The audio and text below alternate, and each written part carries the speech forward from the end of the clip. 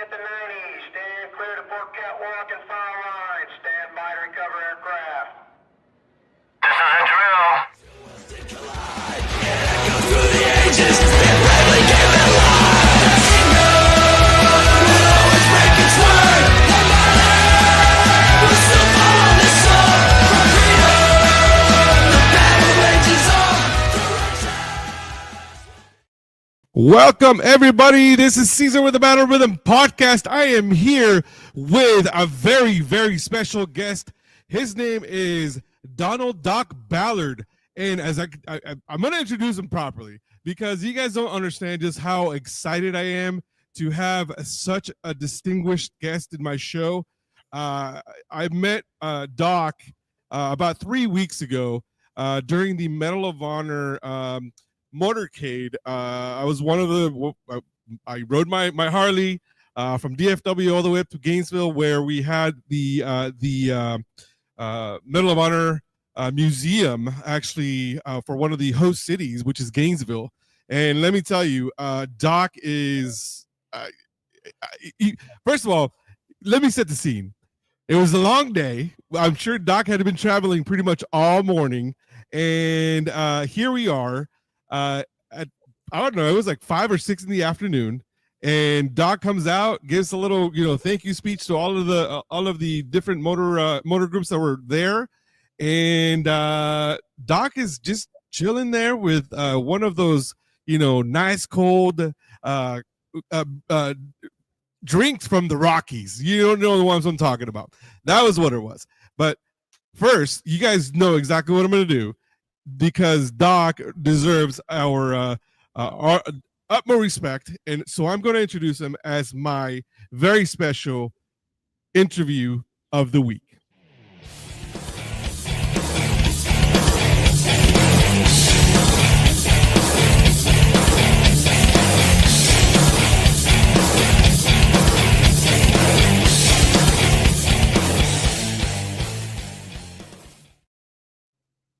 Without further ado, Doc Ballard.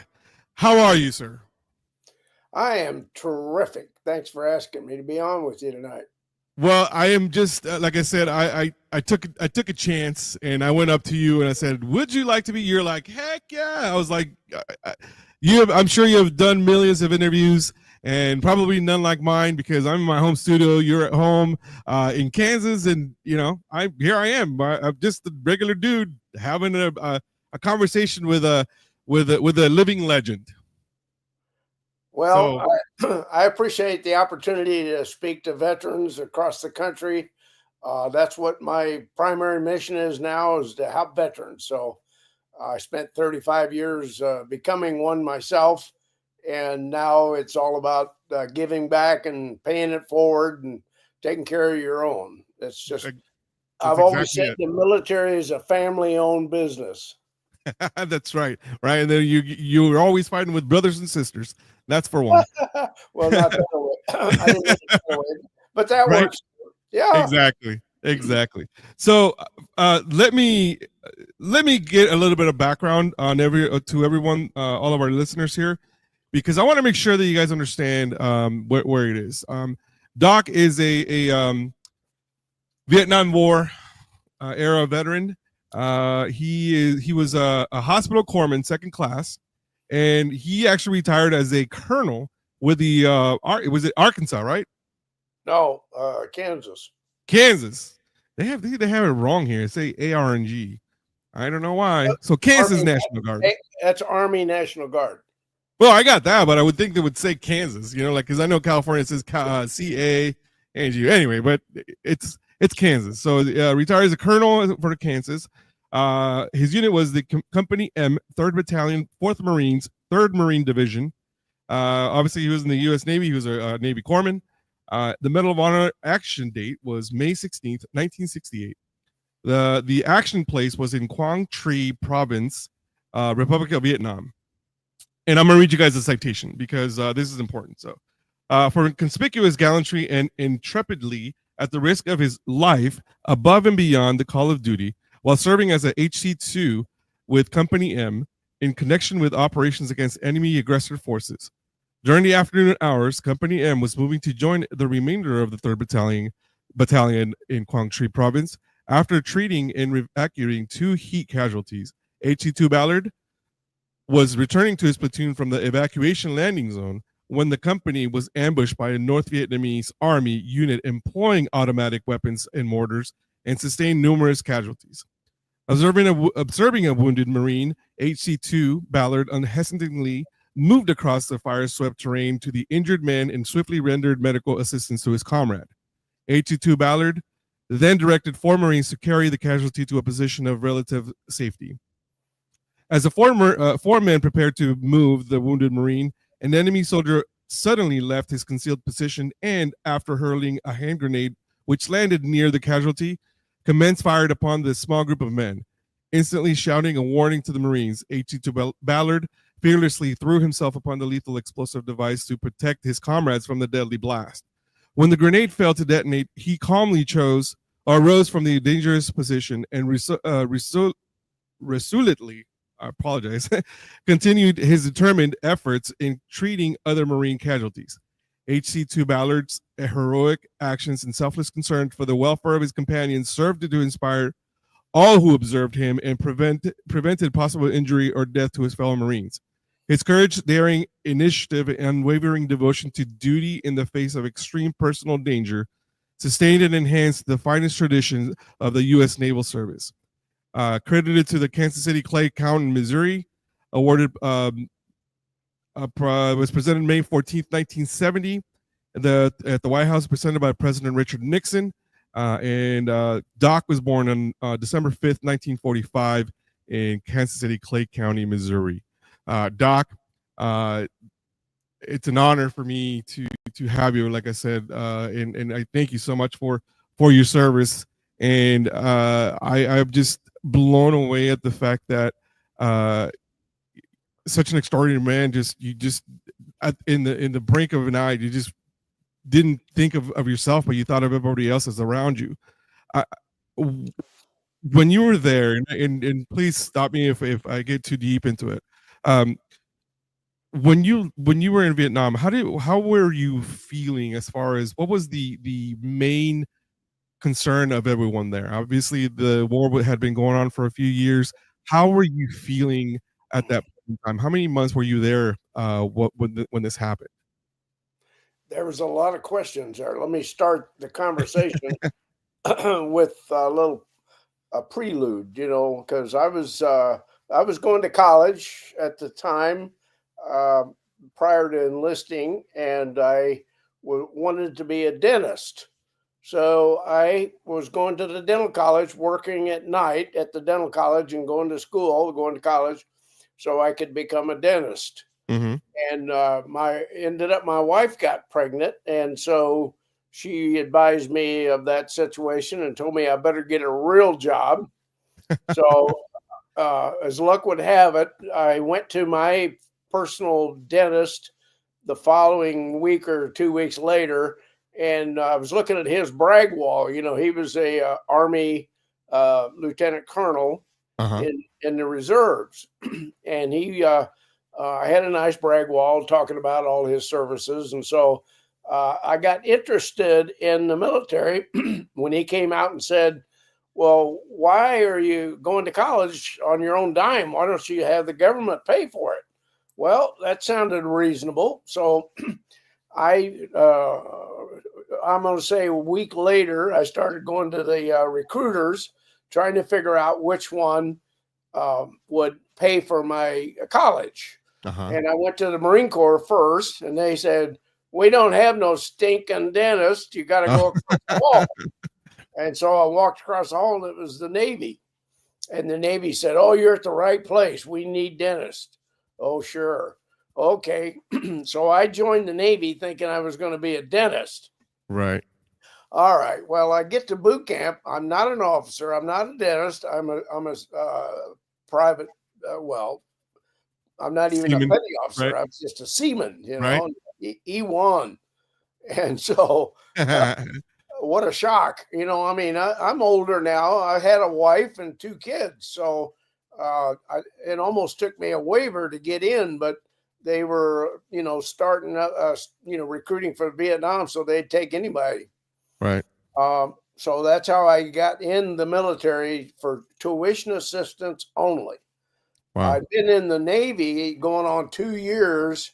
I was sent to the physician assistant course, which is different than the civilian course, but I worked orthopedic and neurosurgery on returning veterans from Vietnam. We averaged about 30, 40 patients a day that were trauma, orthopedic related patients. So I got a lot of experience with surgery. And so I literally changed my mind from wanting to be a dentist to wanting to work in, trauma. I loved the fast pace, the ability to see results instantly and feel the gratitude. I couldn't do that pulling teeth.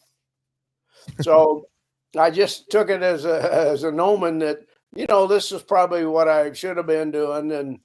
And so I started liking it. Well, as luck would have it, I reported to the surgery department one morning, and the chief that was over the surgery department said, "What are you doing here?" And I said, "Well, I'm reporting for duty." And he says, "You're going to the frickin' Marines." And I said, "What did I do?"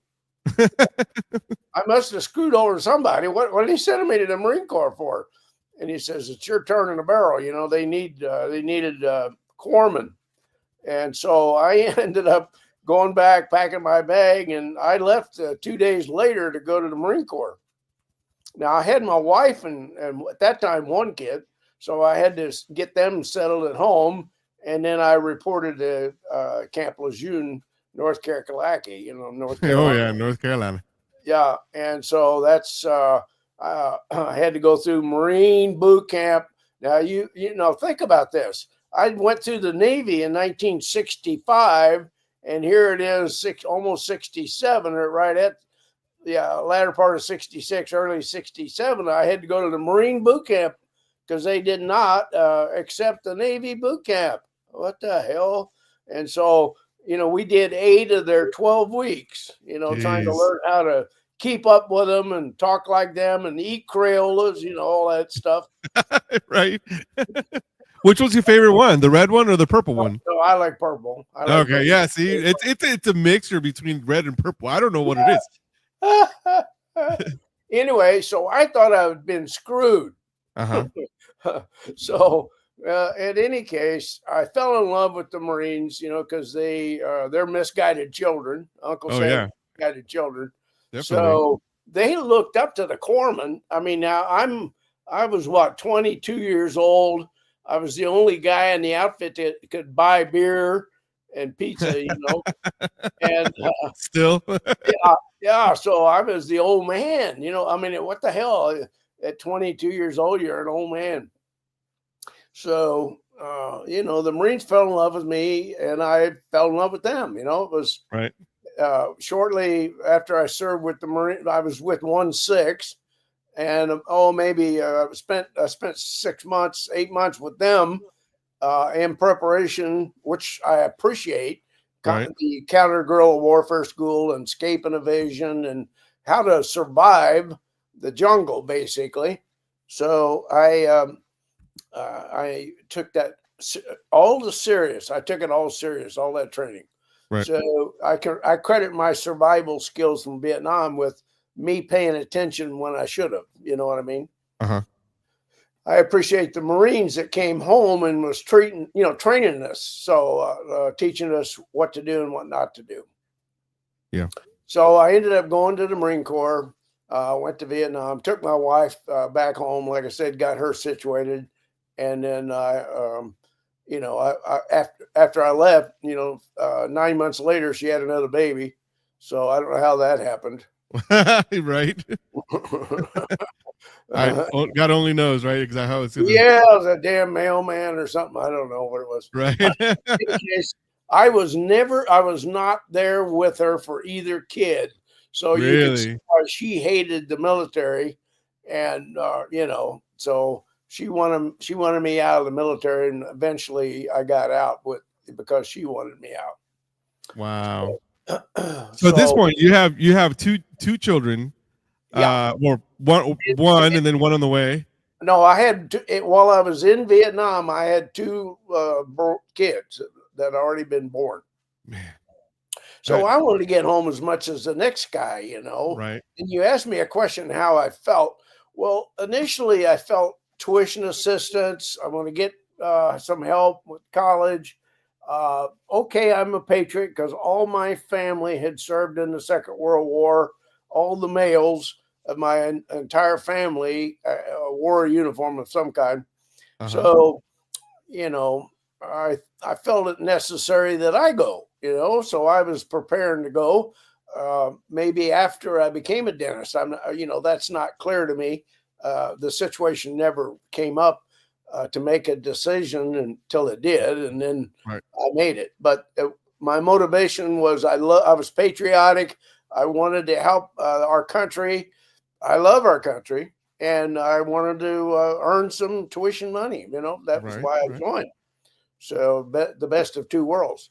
So when I get to Vietnam, I thought the government dumped on me. I mean, crapped on me, terrible, because Uh-huh. I was sent into combat with no weapons, Wait, no what? weapons, no Nothing. weapons. They gave me an empty 45 pistol with no magazine and no bullets. You know, I felt like Barney Uh-huh. Fife.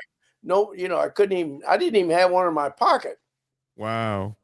I said, That "What the hell am I supposed to do with this?" And the sergeant said, "Doc, I have to issue it to you because Geneva Convention." I said, "I don't want it."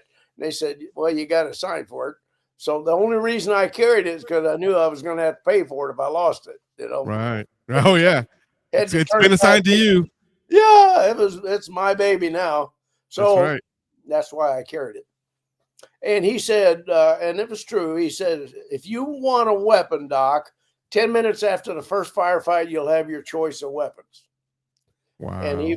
he was right. I had M16s and AK-47s to choose from. Matter of fact, I humped the M50 machine gun or M60 machine gun rather, M60 machine gun out of the bush. We humped it back for 2 days. I took my turn of carrying it. Wow. That thing's heavy, man. I remember carrying it for a bit. I know that was heavy. Yeah, and I learned quick that if you're walking in a line and you're the only guy not carrying something in support of the mission, you Uh-huh. know, ammo, radio, weapons, you're a target, you know. So Right. I look like Pancho Villa. I took all of the battle dressing. I mean, I put all my battle dressings in the slings for the M16 rounds, you know. So Uh-huh. they were all wrapped around my neck, and I looked like I say Pancho Villa, and I must have had 60 or 70 poncho pockets on me that carried my insulin and my not my insulin, my blood volume expanders and my morphine and Hmm. other medical, you know, equipment. So Right. I never hardly I carried an aid bag, but it was cumbersome, and I tied it on the back of my pack, you know, and I'd have to take my pack off to get to it. But if we got into a firefight, that's the first thing I did was take my pack off and get ready, you know, for my duty because my Right. job was simple: keep the Marines alive and as best condition as I could to get them home to their loved ones. That was simply my mission. And they would, you know, the Marine Corps battle cry for all you Marines out there or people that are not Marines is corpsman up. You know, Oh yeah. corpsman up. You know, somebody been wounded and they want me to get up off the safe place I'm laying in, get up there, expose myself so to the enemy so I could treat this guy. You know, I felt like, hey, you know, crawl back here, you know, or Yeah. something, you know, but that didn't work that way because most of the time they were severely wounded, and you know, my job was dictated that I go out and get them. Wow, that's incredible. Can you? How many people in your team? Well, I was assigned to a line company, which there was like 105 guys in the company, 110. It depends on if we had weapons assigned to us. You Hmm. know, a Marine company. I worked one platoon when there was more corpsmen. We had one corpsman per platoon. Gotcha. And I was so when a corpsman got killed, then obviously we had to take his job too. Right. So there for a while, I had two platoons, that I had to work with, because the other corpsman was killed, and I had to wait until we got his replacement in. Right. So with the unit that you were with, were they an actual infantry unit, or were they like artillery, or was it?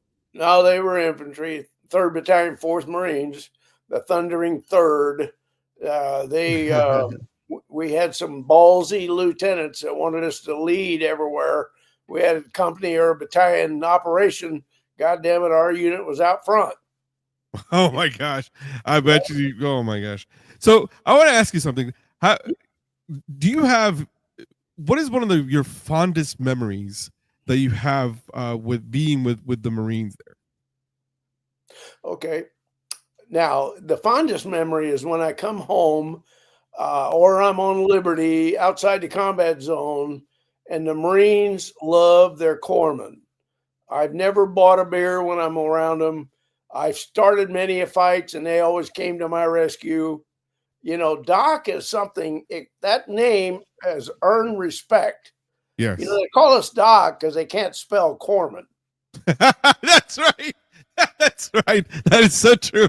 No disrespect to our fellow Marine veterans here, but you're right. DOC is a lot easier. I pick on Marines every chance I get. Come on, suck it up. That's right. We always do. Sir, a good friend of mine, Jordan Adams, he goes by Big Grizz. He says my respects. Sure, but I think he's a little bit on the Big Crayola side, so he meant sir.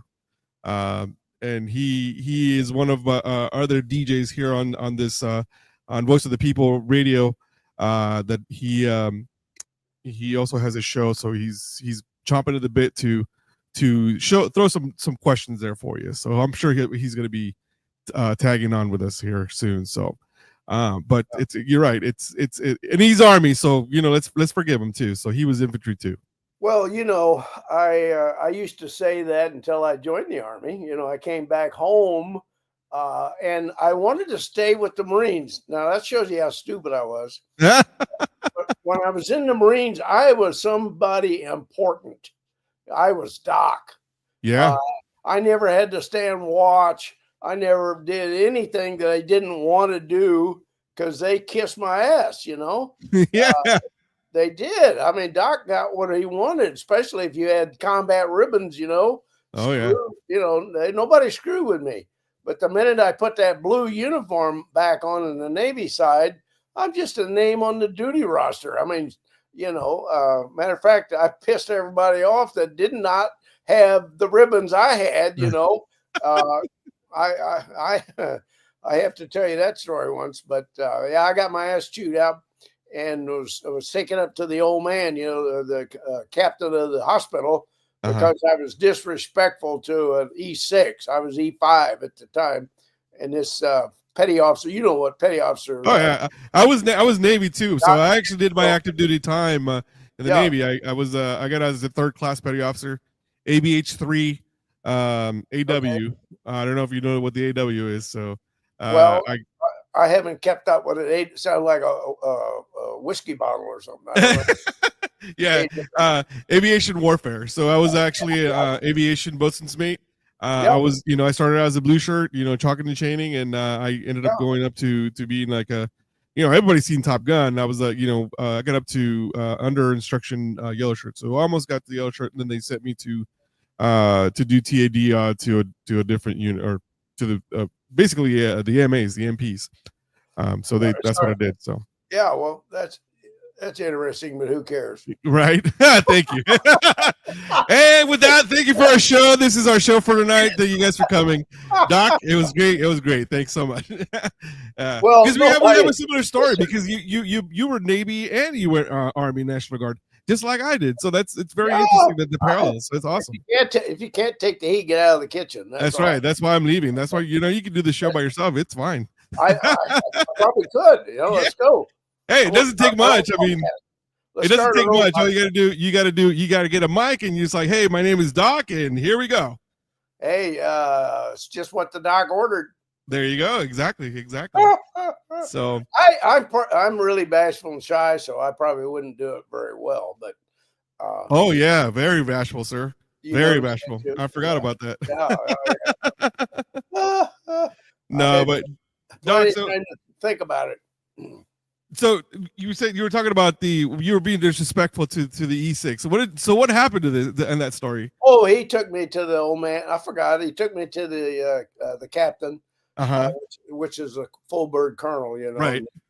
So he took me to the captain, and he walked in there and said, that I was disrespectful to him, and that he wrote me up, gave me an Article 15, and so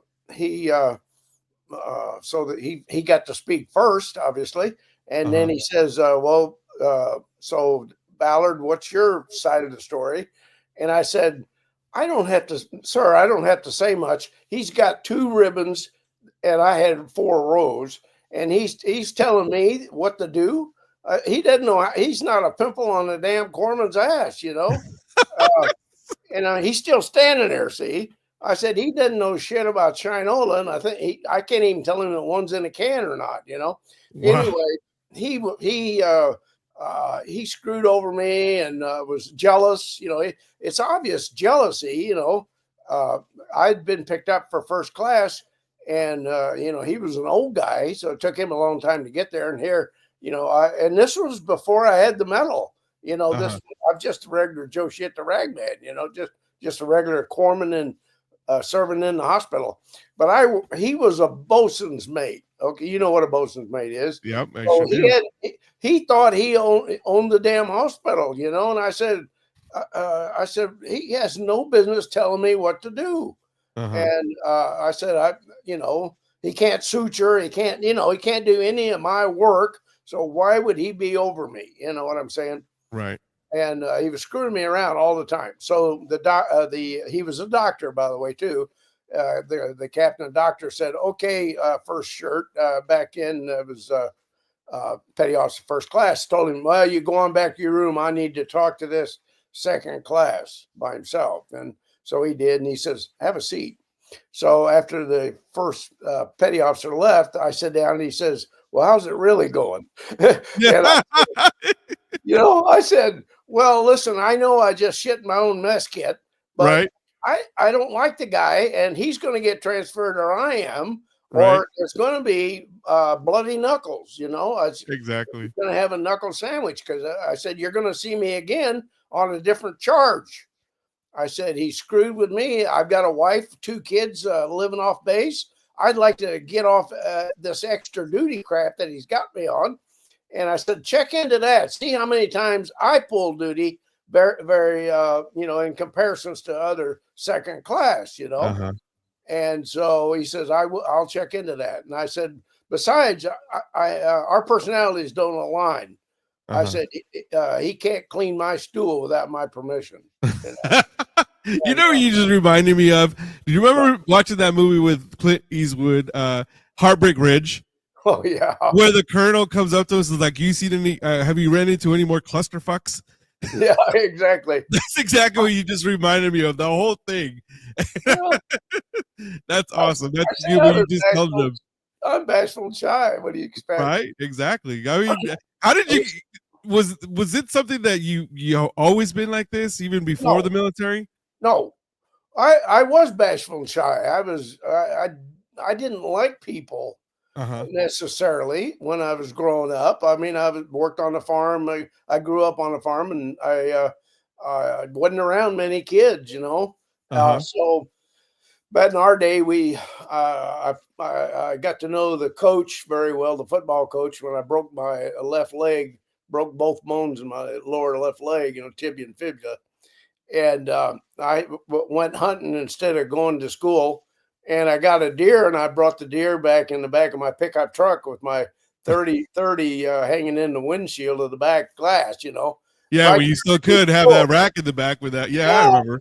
In the school today, I'd been arrested, but back then, everybody in the class came out and Said, well, I'm glad you missed that day of school. No big deal. Yeah, So, you got 8-point buck there, huh? well, it was actually a 9. Oh, It was a weird one. Uh, that's crazy. That's yeah, crazy. 9 So point buck. so take us back to where we were talking about the story.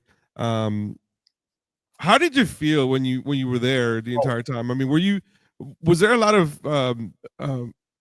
fear in everybody, or how did you guys? Were you just kind of focused on the mission, not thinking about that? it came and went because there was days that we were bored out of our butt. We didn't have anything to do, and Right. we never went looking for the enemy. We moved from point A to point B to C to Z, Hmm. and our job was to engage when we saw them. We never fired the first shot. We never attacked anybody. We were defensive the whole time. And we call in airstrikes. Not my job. My job was to take care of the wounded. So Right. I had no need to know what the command knew and what the senior non-coms. I didn't have a need to know. My job was when they hollered Doc or Corpsman up. Hmm.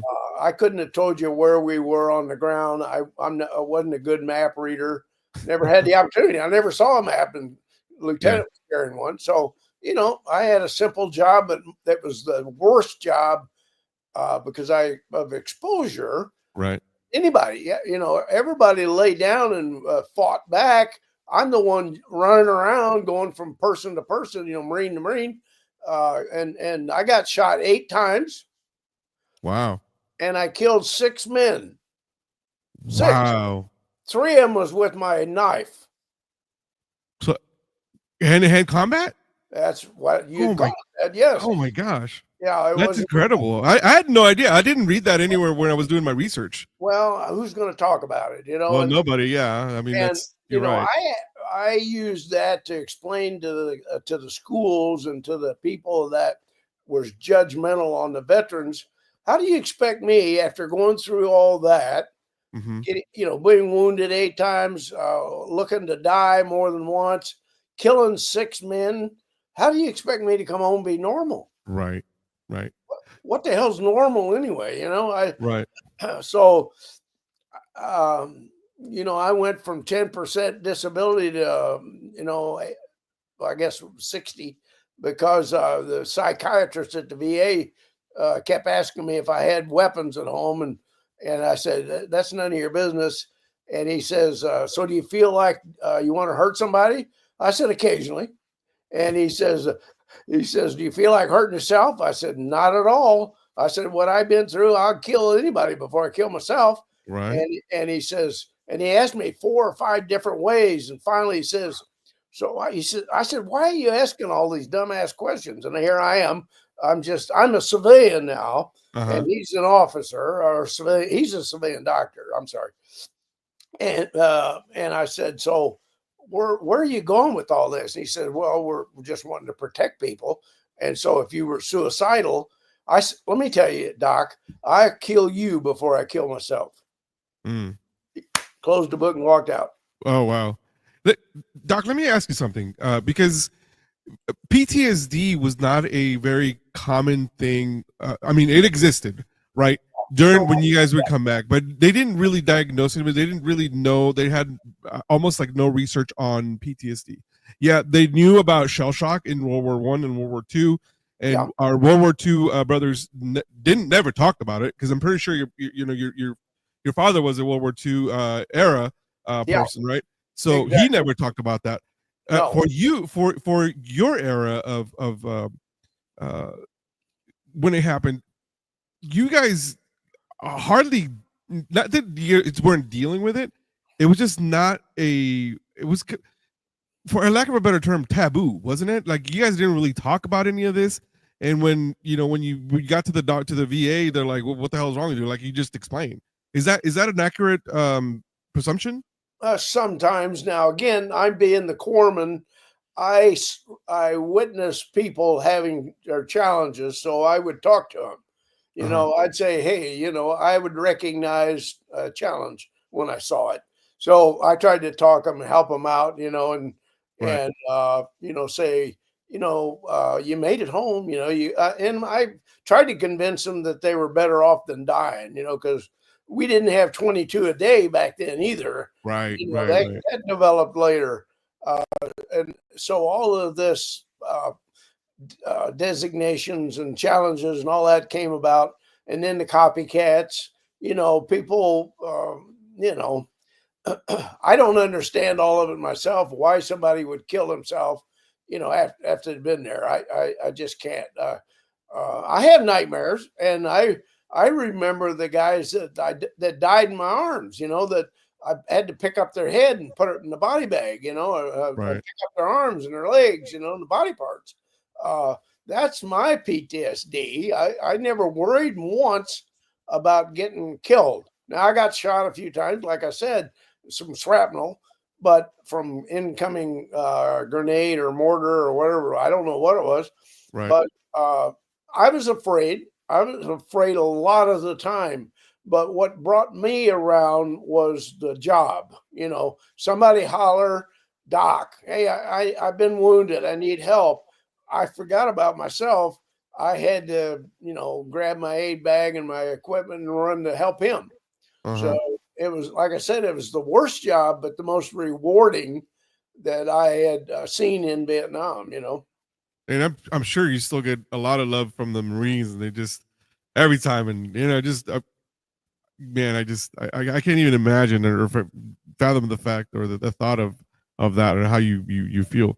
Um, are you able to talk about what happened that day? I mean, I know I read the introduction earlier and the citation, but in that moment in time, you didn't even think or flinch or anything like that. You just reacted and went up to it.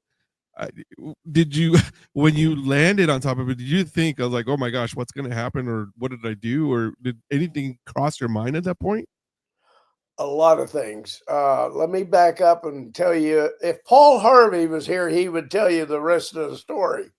So We'll I, get him on here one day. I'll tell the other story. you're going to have to dig him up, but I don't think so. Oh my gosh. Okay, I So Paul apologize. Harvey would have said, well, first of all, I went out to get this Marine who'd been wounded. He got shot in the leg, Hmm. and he couldn't walk, and he was suffering from shock. He couldn't function. And the guys, he was just laying there screaming, hollering, and that's the last thing you want is telling the enemy where you're at. So Right. I went up and grabbed him, and I put him around my neck like a fireman carry. I brought him into the fire. I had a bomb crater that I used as a collection point. Uh-huh. Now, nobody that wasn't with me can relate this story. I get that. And that's why so many people deserve the Medal of Honor that never got it, because all their witnesses died, or maybe they broke their Crayolas.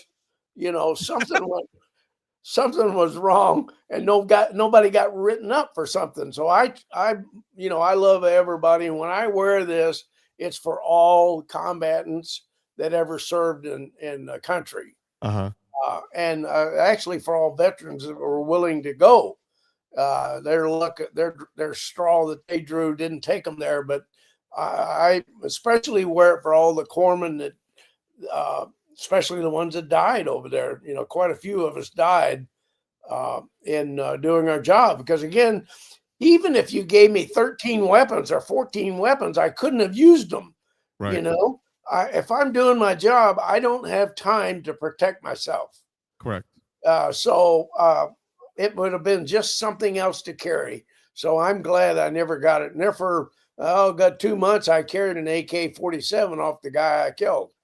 You know, Wow. I killed him. I went to his shirt pocket and I took out his money. He had a little homemade ID, like what we'd call an ID dog tag, Uh-huh. and he had a zipper lighter. I mean, not a Zippo. It was a strange kind of Vietnamese lighter. I took all that because I know he wasn't going to need it. And Right. yeah, I wasn't stealing it. In my mind, it was a memorial to him. The first life you take, was a terrible experience, and I wanted to Right. remember the guy. Right. So I did. I've still got it today. Uh, Really? yeah, I still got the stuff because he's the first man I killed, and I shot him. I didn't stab him. When you take somebody's life with a knife, that's kind of up close and not so personal. Oh yeah. Yeah. It's not friendly at all. And so, luckily, I was stronger than those little weak bastards, that was fighting us. Well, you grew up in a farm. I mean, Yeah. the bushes of hail. Yeah, heck yeah. Yeah. And so I overpowered them, and so let me go back to the story. Yeah. I brought this guy in. I took him off my neck and I laid him on the ground. When I did, I laid him on a hand grenade. Wow. So it went off and it blew both of his legs off. Oh wow. Yeah, I laid him down, and so the explosion took us both in the air. It ripped the guy behind us, a patient behind him, ripped his face open. You could see all of his teeth and his jaw and his tongue and everything. Just ripped this whole side of his face off. And so now I had another patient plus this guy.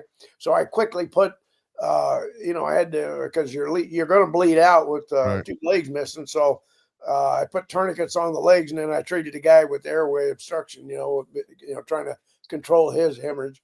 So now Right. I went back to the guy. And while I was working on him, I started an IV on him because he had lost so much blood. And something hit me in the helmet, and I'm on my knees, and I look down, and there's a Chi-Com grenade laying right by my leg. Yeah. Not being a Marine, I didn't stick it in my pocket as a souvenir. Oh my god. So I picked it up and I threw it out of the bomb crater, and it went off. So so I called in the guys, we're getting ready to move out to load these patients. I had 6 people laying there. Oh my The gosh. article said 1, but I had 6. And so we were loading them up, taking them down one at a time. And while we loaded this one guy up in a poncho, started to take him out, and that's when a grenade came in behind me, and this guy had his face blowed off. I kept hollering, "Doc, Doc, Doc!" I turned around to see what he was doing, and he was shaking his hand at a grenade. So I reached out and grabbed it. I'm still on my knees. I grabbed it and I pulled it under my chest. Oh my gosh. Now, I just witnessed what it did to this guy, you Right. know, and so I thought, well, this ain't smart. I had epiphany. God said, get rid of this thing, you dumbass. So I rolled over and I threw it in the air. Now, this is the part that nobody saw because I had to think about it hard. But when you holler grenade, what did everybody do? They buried their Put her head. down. Yeah. Mm-hmm. Yeah. Well, so I threw it out of the bomb crater, and it went off outside the crater, and none of us got wounded. Yeah. Now, and so I had no idea until I read the citation myself that the Marines thought that it didn't go off. And I just left it there to go off sometime later. I mean, come on. Why would you leave a grenade laying there? Right. You Yeah. know, I mean, come on, wake up. I didn't just leave it there knowing that it was going to go off any minute. Come on. Uh-huh. So, somebody would have had to pick it up and throw it away anyway. I mean, somebody with some balls. Anyway, so I did pull it out from underneath my chest and I flung it, and it went out of the bomb crater and exploded. Wow. Now, you That- won't see that in the citation because none of the living people, and they were all living when we left the hill, saw that. So that's another example of the storytelling that's not accurate. Uh-huh. The major came down, took the interview, and said, "Tell me what you actually saw, not what you think happened."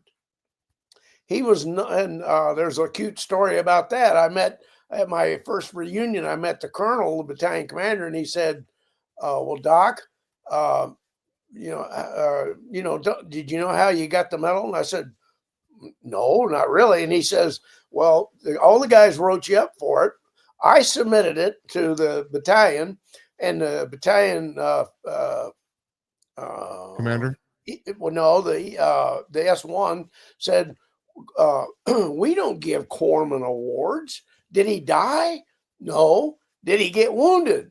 No. Well, we don't give corpsman awards. What?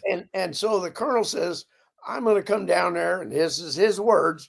I'm going to come down there and put my number 10 boot up your ass if you don't put that under my signature and send it forward. Wow.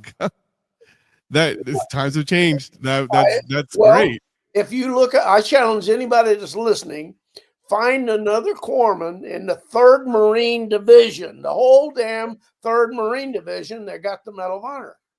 Find one for me. I have Wow. not been able to find out of Guadalcanal, Second World War, First World War, all of the 3rd Marine fights. They got a battle streamers of 30 different wars. Find me a corpsman besides myself that got the Medal of Honor and share that information with me. Wow. So we're gonna try to do some digging on our side, and we'll put a challenge out there to our listeners. Look it up. 3rd Marines. I have the information right here. It's 3rd Marines Division. 3rd Marine Division, 3rd Battalion, Company M, Marine 4th Marine. So Yeah, there you go. I'm talking about the whole damn division. They don't give corpsman awards. Yeah, that is crazy. So I am lucky. I am a winner because of 2 things. The colonel forced the issue, and at that time the division commander was Ray Davis, General Davis, who was also a Medal of Honor recipient. Oh wow. I met him later because he signed my papers. Yeah. Right. Right. Yeah. So just before we go on with the further stories, I want to share with everybody the impact, or just how small of a community this is. Before we go on with everything else, I want to show you guys something that shows us exactly how many recipients we have had so far. So right now, the total number of recipients have been 3,528. And then we have total 61 recipients that are still living with us. And look at that. There's Doc right there. Look at that. Yeah. So this is extraordinary. And then when we had the motorcade 2 weeks ago or 3 weeks ago, here in Gainesville, there was 9 of you guys that showed up.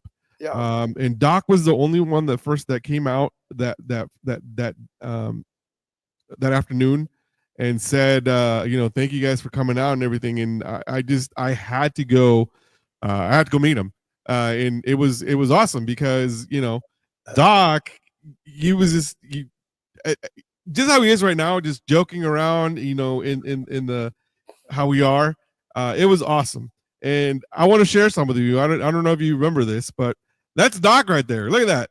Yeah. Doc, look at that service weapon he has on him. I was like, man, I want one of those, but we were leaving. We were just about to drive another 30 miles back home, and so I didn't get a chance to get one. But that's Doc right there, and very patriotic shoes, and it was a great honor. And this is when I asked him if he wanted to be on the podcast, and he graciously agreed. So thank you, Doc, for coming on the show. So here's Doc in his earlier days in his HC2 attire. Look at that. Look at the Navy uniform there. And then here is Doc with President Nixon when he was awarded the Medal of Honor. This is your wife and two children, I assume. Yes. And I'm sure there was other dignitaries there that were there, but my wife and dad and my brother right there with my whole family. Oh man, that's awesome. And then this is Doc in much later years with a book that a lot of other recipients actually signed as well, which is cool. But don't get me wrong, but I still remember the scene from what's it called, with when he goes in and drinks a bunch of Dr. Peppers. He's like, I gotta go.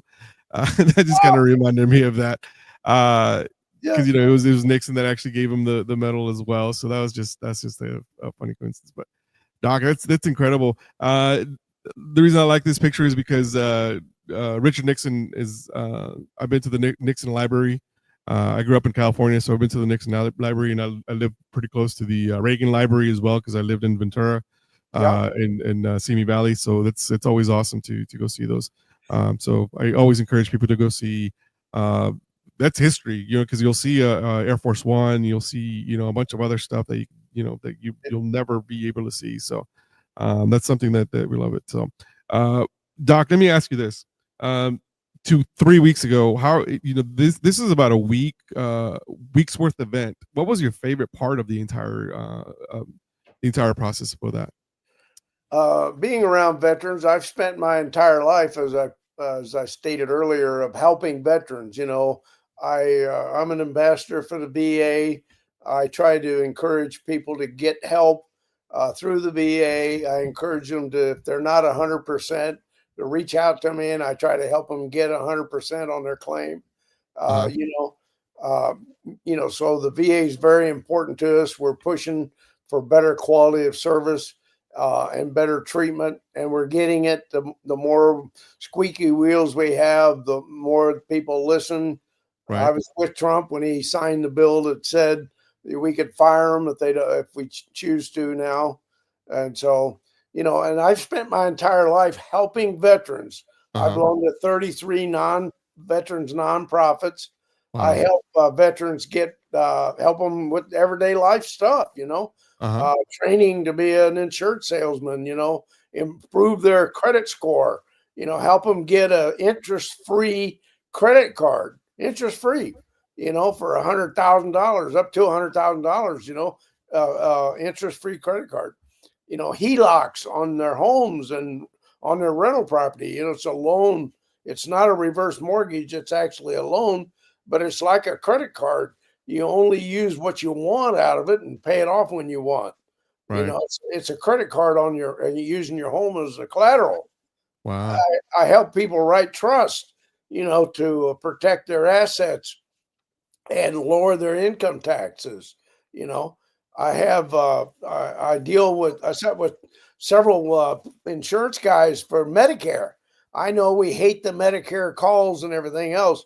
If somebody wants to reach out to me, I'll share the best one out there that I've researched, and Right.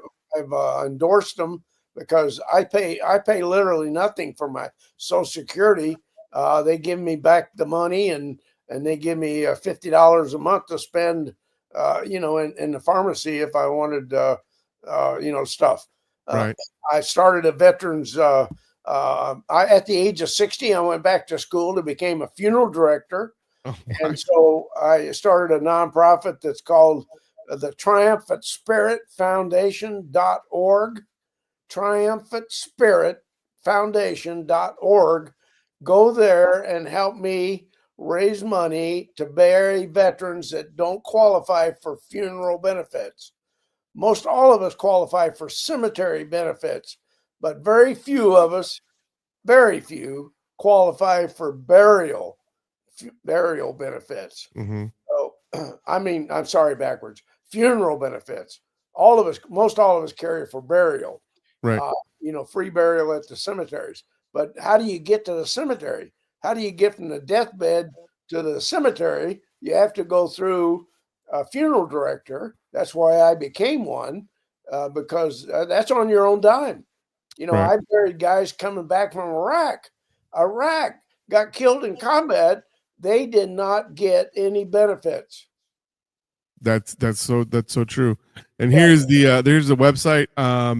It's Triumphant Spirit Foundation .org. I will have it up in our chat here in a minute. But this is where you could actually go in, and there's several books that the doc has been part of. There's obviously a donation of for a challenge coin. And there's a couple other things that I found interesting here. There is a YouTube video here that it's about 47 minutes long that they did for the Congress for the Library of Congress. This is that interview there. So they'll have a little bit more, so you can actually check out that interview. And you can stay in touch with Doc. It's you just put in your email there and then sign up, and then you can contact Doc, and he'll be able to help you out with whatever issue you have. Like I said, he's part of 33 different nonprofit organizations, and you'll be able to he'll be able to help you out with whichever one he whatever one you need. So there's that. Again, it's triumphantspiritfoundation.org. Please go in and help donate. And all of this is for a 501c nonprofit organization that Doc is involved in. And all of the money that's collected is goes right back to the veterans. So thank you for your continued service outside of the service, because Doc, I mean, you obviously you keep yourself busy nowadays, and you're doing a lot more than what other people are doing, Yeah. And so thank you for continuing your service of helping veterans. Well, at the age of 80 years old, I've learned if you quit getting up and go, you'll quit getting up and go. So Right. you got to stay out there, stay active for your own good, for your own mental stability, your own health. Keep the muscles moving, keep the skeletal system working. Eat right. I have all kinds of contacts. We're on the cutting edge of a lot of different treatments. The hyperbaric chambers we're using for different treatments. Some of the miracle drugs that we've got, they're not government approved because the government can't make any money. Pharmacy can't make any money. We have a lot of different drugs that people swear by, and I use them myself, to either ease my pain or to remove, central nervous system problems. And so I have a whole venue of ways of helping people. And I guess I said, I'm bashful, but I'll be glad to help anybody because that's what I do. I'm just Doc. And I'm not a licensed physician, of course, but I'll tell you what works for me and advise. I don't advise. I just tell you what works for me. Right. And where to go find other people that will share their stories with you. Other resources, right? Yeah. We never took the COVID shot because we found another cocktail that worked better, and knock on wood, I did not take the vaccine. I recommend never taking it. So, we have a lot of other things we can do. That's we use simple stuff. It's already approved for different uses within the government, or it's not approved because it's not they're supplements. They don't need approval. Exactly. So I'm here to help, and I love people. I love the military. I love veterans. If I can be of any help to anybody, I'll be there for you. This shirt I'm wearing is another example. Patriots Project. We started with 3 chiropractors. Now we've grown it to 9,200 chiropractors across the country that gives free chiropractic care to the active duty reserves and the veterans and their families if they need it. So, we're going to continue to grow that organization. That's what I do. At 80 now, I don't care about much except going to bed feeling happy that I contributed and I made some difference in somebody's life. So, okay. Well, what we're gonna do is we're gonna take a quick break. And what we're gonna do, we're gonna come back. We're gonna talk. I want to ask you a couple more questions. Obviously, we still have another hour, but I want to ask you a couple of more questions regarding after you retired and all that stuff. So when we come back, we'll get into that, and we'll also get into the Patriot Project and a couple of other things that I want to pick your brain on, Doc. So we'll do that. But first of all, I want to share with you before I go on break. I want to share something with you. I am going to share and show a video of a 96-year-old veteran, and I play this video all the time. And people say, "You know what? Why do you always keep playing?" Because this guy to me is one of my local heroes. Hey, he's 96. He's still nimble. He's still walking around by himself. Still lives alone. Well, and he lives in a retirement home, but still lives by himself. He still does everything on his own. Great guy, sharp as a tack. He still has his, his you wouldn't even tell he's 96 years old until he tells you, right? His name is Gunny Han. He's also a Marine. All right, he's a World War II, Korea, and Vietnam vet. And this guy has been around for forever. And I have the pleasure of having him in my VFW post here in Sherman, post 2772. And Gunny Han,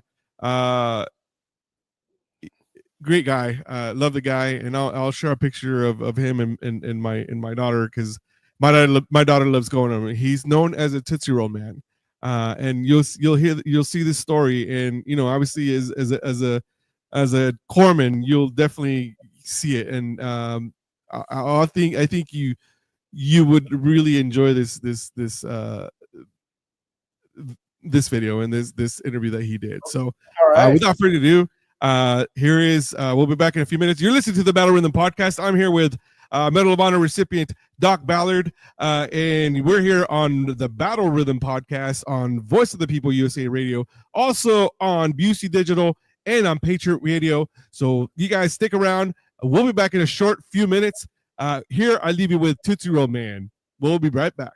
As he approaches his 96th birthday, Jim Han still remembers intimate details about his time serving as a Marine in World War II, the Korean War, and the Vietnam War, and he also remembers how it all started.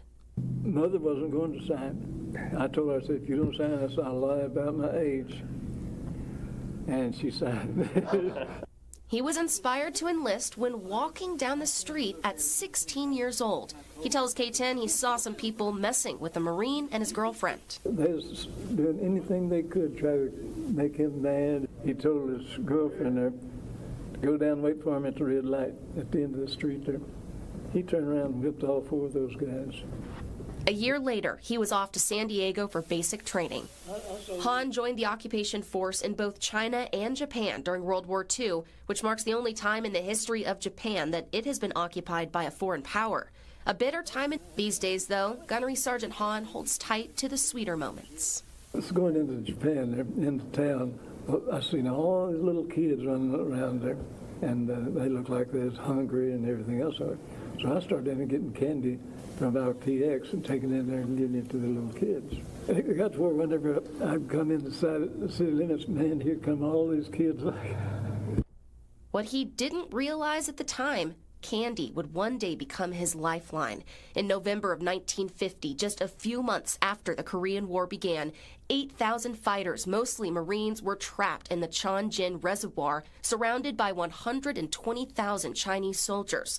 And you guessed it, Sergeant Han was one of those Marines. If somebody told me this, I'd have thought of them as being a liar, because I did not think that it would get 90 degrees below zero. I seen guys just walking along, and all of a sudden I could stop walking, and they was dead. They'd freeze to death while they was walking. Freezing, barely hanging on to life. The Marines called for ammunition using their code word, Tootsie Roll. I never will forget that. They got on the radio there and talking to them, said, send us some Tootsie Rolls. And they was talking about ammunition, a certain type of ammunition. Well, the soldier on the other end of that radio took the message literally, and they dropped into the reservoir Tootsie Rolls. Here's these 3 planes there coming out with these parachutes coming down there with Tootsie Rolls. It's supposed to be ammunition, but it's Tootsie Rolls. But if it hadn't been for them, a lot of us, including me, would probably starve to death. Those little chocolate candies were the fuel that sustained the troops. All other provisions were frozen, so they survived on the chocolate. It seemed impossible that they was there for any other reason than to save my life. I thank God many times the fact that I lived through all of it, didn't lose any arms or legs or anything that way. I sat in this foxhole, and people all around me freezing. Some reason or other I didn't. He says all he thought about was his next breath and how he would use it. I don't know, I still think about it sometimes, and I know that God saved me from it. Try to thank God 3 or 4 or 5 times a day about that. Decades later, Sergeant Hahn literally holds on to that memory with a bucket of Tootsie Rolls made specifically for him with American flags after the company heard his story. Those Marines that made it out are now revered as the heroes of the Frozen Chosen. But this one calls Texoma home, and he chooses to spend his time right here in the Sherman VFW. I feel like they're brothers. This, to me, is part of the military. As this veteran reflects on a life of service most would never know, Hahn would do every second of it again. The few, the proud, the Marines. It was such an honor to be able to sit down with Jim, and I just want to say right here on the record, thank you for your service. Not only a World War II veteran, a 3-war veteran. He decided to just keep going back. I know. And you know, I had heard that, I knew that there was something involving Tootsie Rolls, but that was the first time I actually heard that full story, and that is so incredible. And he's just walking. My name's Richie Onuri with the Multi-Platinum Group, The Suite. We all owe a debt to our veterans. It's time to give back. With the Veterans First Initiative, you can make that difference right here and right now. I want you right now to open up your wallets and go to vetsinneed.org, vetsinneed.org, and make that difference our vets deserve. Thank you. All right, welcome back to the Battle Rhythm Podcast. I am Caesar, and I'm here joined by Medal of Honor recipient Doc Ballard. Doc, what did you think about that video? Impressive. You know, I'm around them all the time. I love the Marines. They many a times I'm in a lot of parades, you know. Right. Even in Gainesville, we have one every Saturday down there during the program. And it just impresses the hell out of me to see somebody in a wheelchair stand up and salute that flag when they don't have the ability to stand up, you know. Right. All the other people don't even put their hand on their heart, and here's these Marines stand up and salute the flag, you know. And the other veterans do it, but the Marines set the pace, you know. So I mean, it's the only branch that remembers its birthday, you know. I mean, November 11th. I mean, no other branch even knows, you know. There's always exceptions, but the Marines have camaraderie. It is a family-owned business, you know. It's a family. Marines are family. We don't care skin color. We don't care about your name. We don't care anything. Are you a brother or not? You know, we can't pick our brothers. Right. Marine Corps. They earn that title. And That's so true. We love, and same way in the Navy, but I've served Navy, Marine, and Army, and I can tell you the Marines have got more esprit de corps than any other branch. It seems like I mean, everybody has their traditions, their customs, and traditions.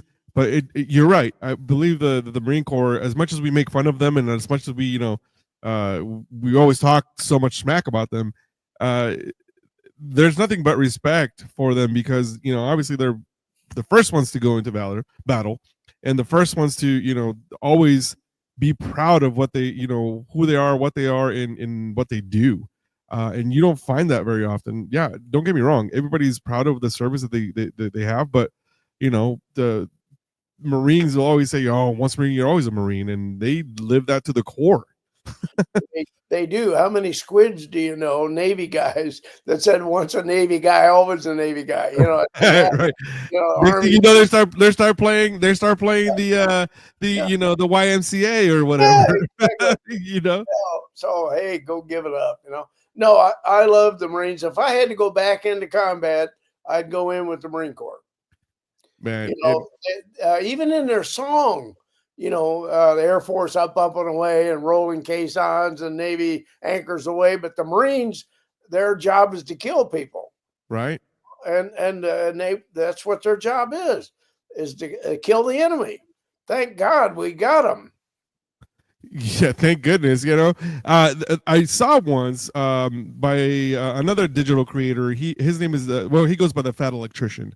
And he always talks about the Marines. He's like, the Marines. He's like, the Japanese thought that in order for you to become a Marine, you would have to be you have to kill a member of your family in order for you to be a Marine. And they said that it was a rumor that they thought they really had to do this in order for them to become Marines and be Marines. And I'm like, wow, that's powerful, to have that type of presence that even Japanese, mighty warriors are afraid of, and it's unheard of, it just really is. And I'm just you're right. It takes such pride in it. They have gained that pride, and they have gained that right to be called Marines. And I thank God for them, and thank goodness for you that you were also part of that. And even though you were on the department, because they're also Department of the Navy, and they'll tell you, yeah, but we're the men's department. Yeah, they call it the men's department. The men's department. Men's department, exactly. So you always tell them, like, you know what, you're fine. You'll survive.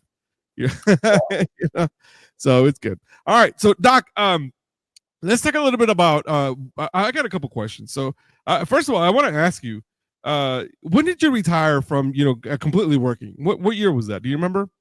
I haven't. Oh well, I mean, as far as like from an actual 9 to 5. Let's just say. Well, I own 2 funeral homes and 2 cemeteries today. So if that's not working, I don't know what is. But I don't have a 9 to 5. As 2000 is when I was when I first got out of the Marine Corps, they recruited me to the local police department. So okay. I was a cop for 8 years in Kansas City, a town called North Kansas City. Uh-huh. Cop. And then the fire department bought an ambulance, and that's what I wanted to be, as a corpsman again. So I switched over to the fire department, and I retired off the fire department as a captain on the rescue truck. Uh-huh. And meat wagon. We called it the meat wagon, but it was the ambulance. So that was 2000, and then in between 2000, I got off into building homes because my family did that. So I built 58 homes, brand new ones, and I flipped 146 houses. Wow. So that's what got me into real estate and helping, other people that want to learn how to flip or make money in real estate. That's what I'm here for, help them. Right. A lot of times I partner with them, and I put up the money, and they do the equity, the sweat equity. Right. Then we split the profits. Wow. So you're a busy man. You're definitely a busy man. I am. I like that, because if you quit getting up and go, you'll quit getting up and go. Yeah, exactly. So what is your favorite part of coming down to the Medal of Honor parades and stuff like that? What is your favorite part about that? Well, we spend one day talking to the school kids. Uh-huh. We go into the classrooms, and we did it 3 times this the weekend I met you in there in April. Uh-huh. So we've talked to that school district for 23 years. We talked to their parents. Think about it. And the recruiters tell us that Cook County down there, they get more recruits out of Cook County than the rest of the state because of the Medal of Honor influence, Really? Yeah. And we go in and tell it like it is. We tell the truth. And, it's not hard. It's not a simple life. But everybody, there's not a job in the civilian world that we don't have in the military. Mm-hmm. You may have to change uniforms to find it, but life's about choices, Right. We encourage the new leaders of this great country to learn either to want to be a veteran, a service person, or respect the ones that did the job that they wouldn't or couldn't. Right. So, veterans have earned a right to live in this country. I don't think anybody else has, except Native Americans, Native Indians and Americans, and the veterans earned the right to live here. Right. Let me ask you this. So with all the different foundations and all the different organizations that you're a part of, is there one that really hits home? I mean, Let me tell you a little story. So I got involved with a foundation organization called Veterans First Initiative, and I just played a video with Richie Honori. He is the founder of that. He reached out to me, and I did an interview with him, and he came on the show, and they're going to be putting on a telethon here on June 7th. It's going to be everything is going to be benefiting the veterans. And what's happening with it is they're going to have 4 different cities: LA, Toronto, Chicago, and also Phoenix. And they're going to be doing an 8-hour telethon. They're going to have a lot of musical acts. They're going to have a lot of veterans coming on. They have a lot of like A-star, I would say, military leaders. And I believe General Flynn is going to be making a cameo. Also, a couple of other people. General Flynn is probably one of the more recognized ones. And let me just share with you the flyer here. So it's going to be on June 7th. Voice of the People, U.S.A. Radio and TV Network. We're going to be broadcasting live. That we're going to be broadcasting the entire thing through here, also through U.S.A. Digital and through Patriot Radio. We're going to be broadcasting everything. You're going to see my face throughout that broadcast. I am doing some of the interviews for the LA portion of it. Doc, I'm pretty sure you're going to be on this one because again, this is exactly what we need. And Richie in the video showed us that vetsinneed.org and also through People for a New America and their Veterans First Initiative.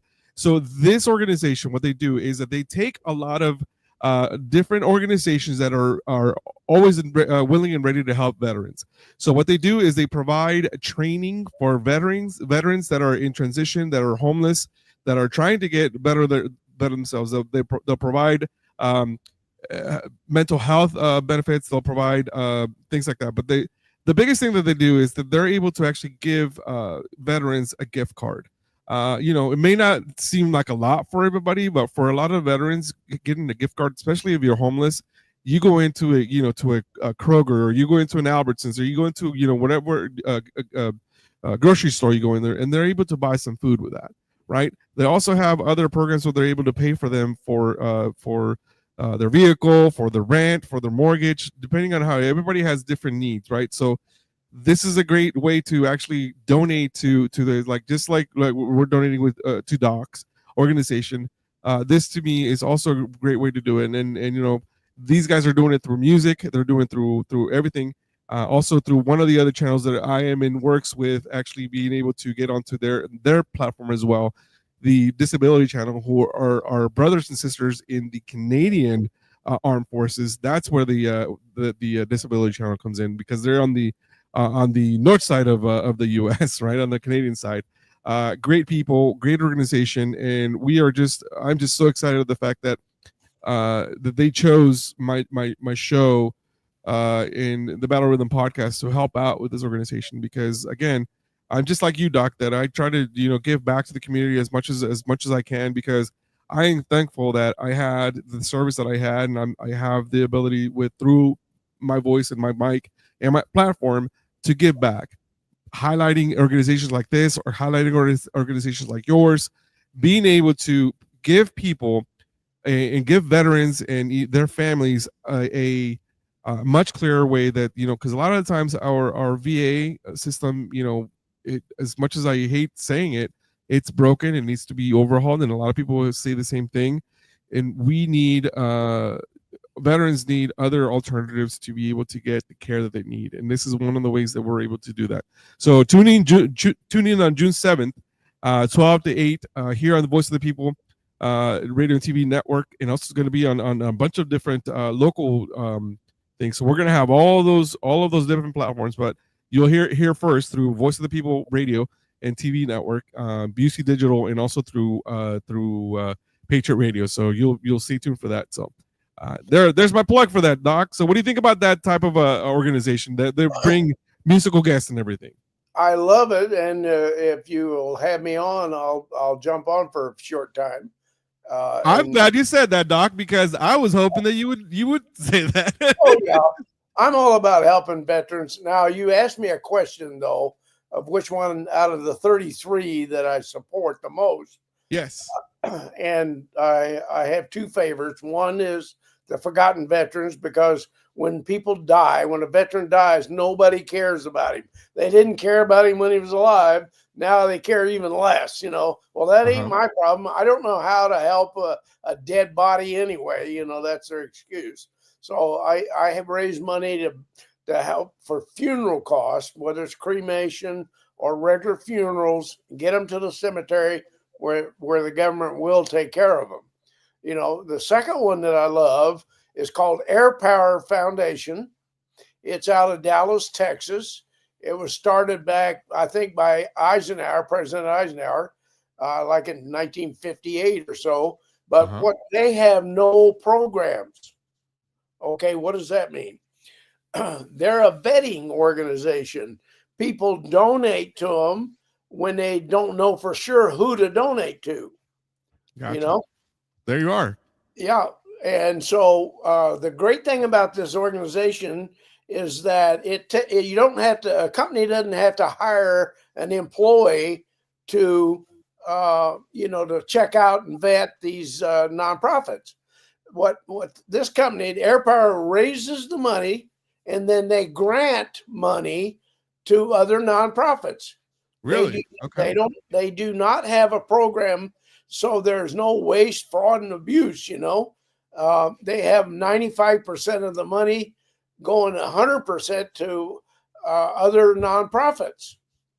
That's fantastic. It's the only nonprofit that I've ever heard of that doesn't use the money they take in. Wow. No programs. And so if there's somebody out there that wants to donate and not sure who, then give it to this vetting organization and let them vet the organizations, and make sure that the money's used locally and in the proper manner. Right. They're right there in Dallas, and they have Skyball events every year. The well-known artists that come in and donate their time, and they raise their money. Right. So Texas is very patriotic, as you know. Oh yeah. The biggest, I think, the two that I love the most is the Medal of Honor Society, the Medal of Honor Museum in Arlington, and now Air Power Foundation, because they make all the other stuff happen. Right. They're 100% volunteers.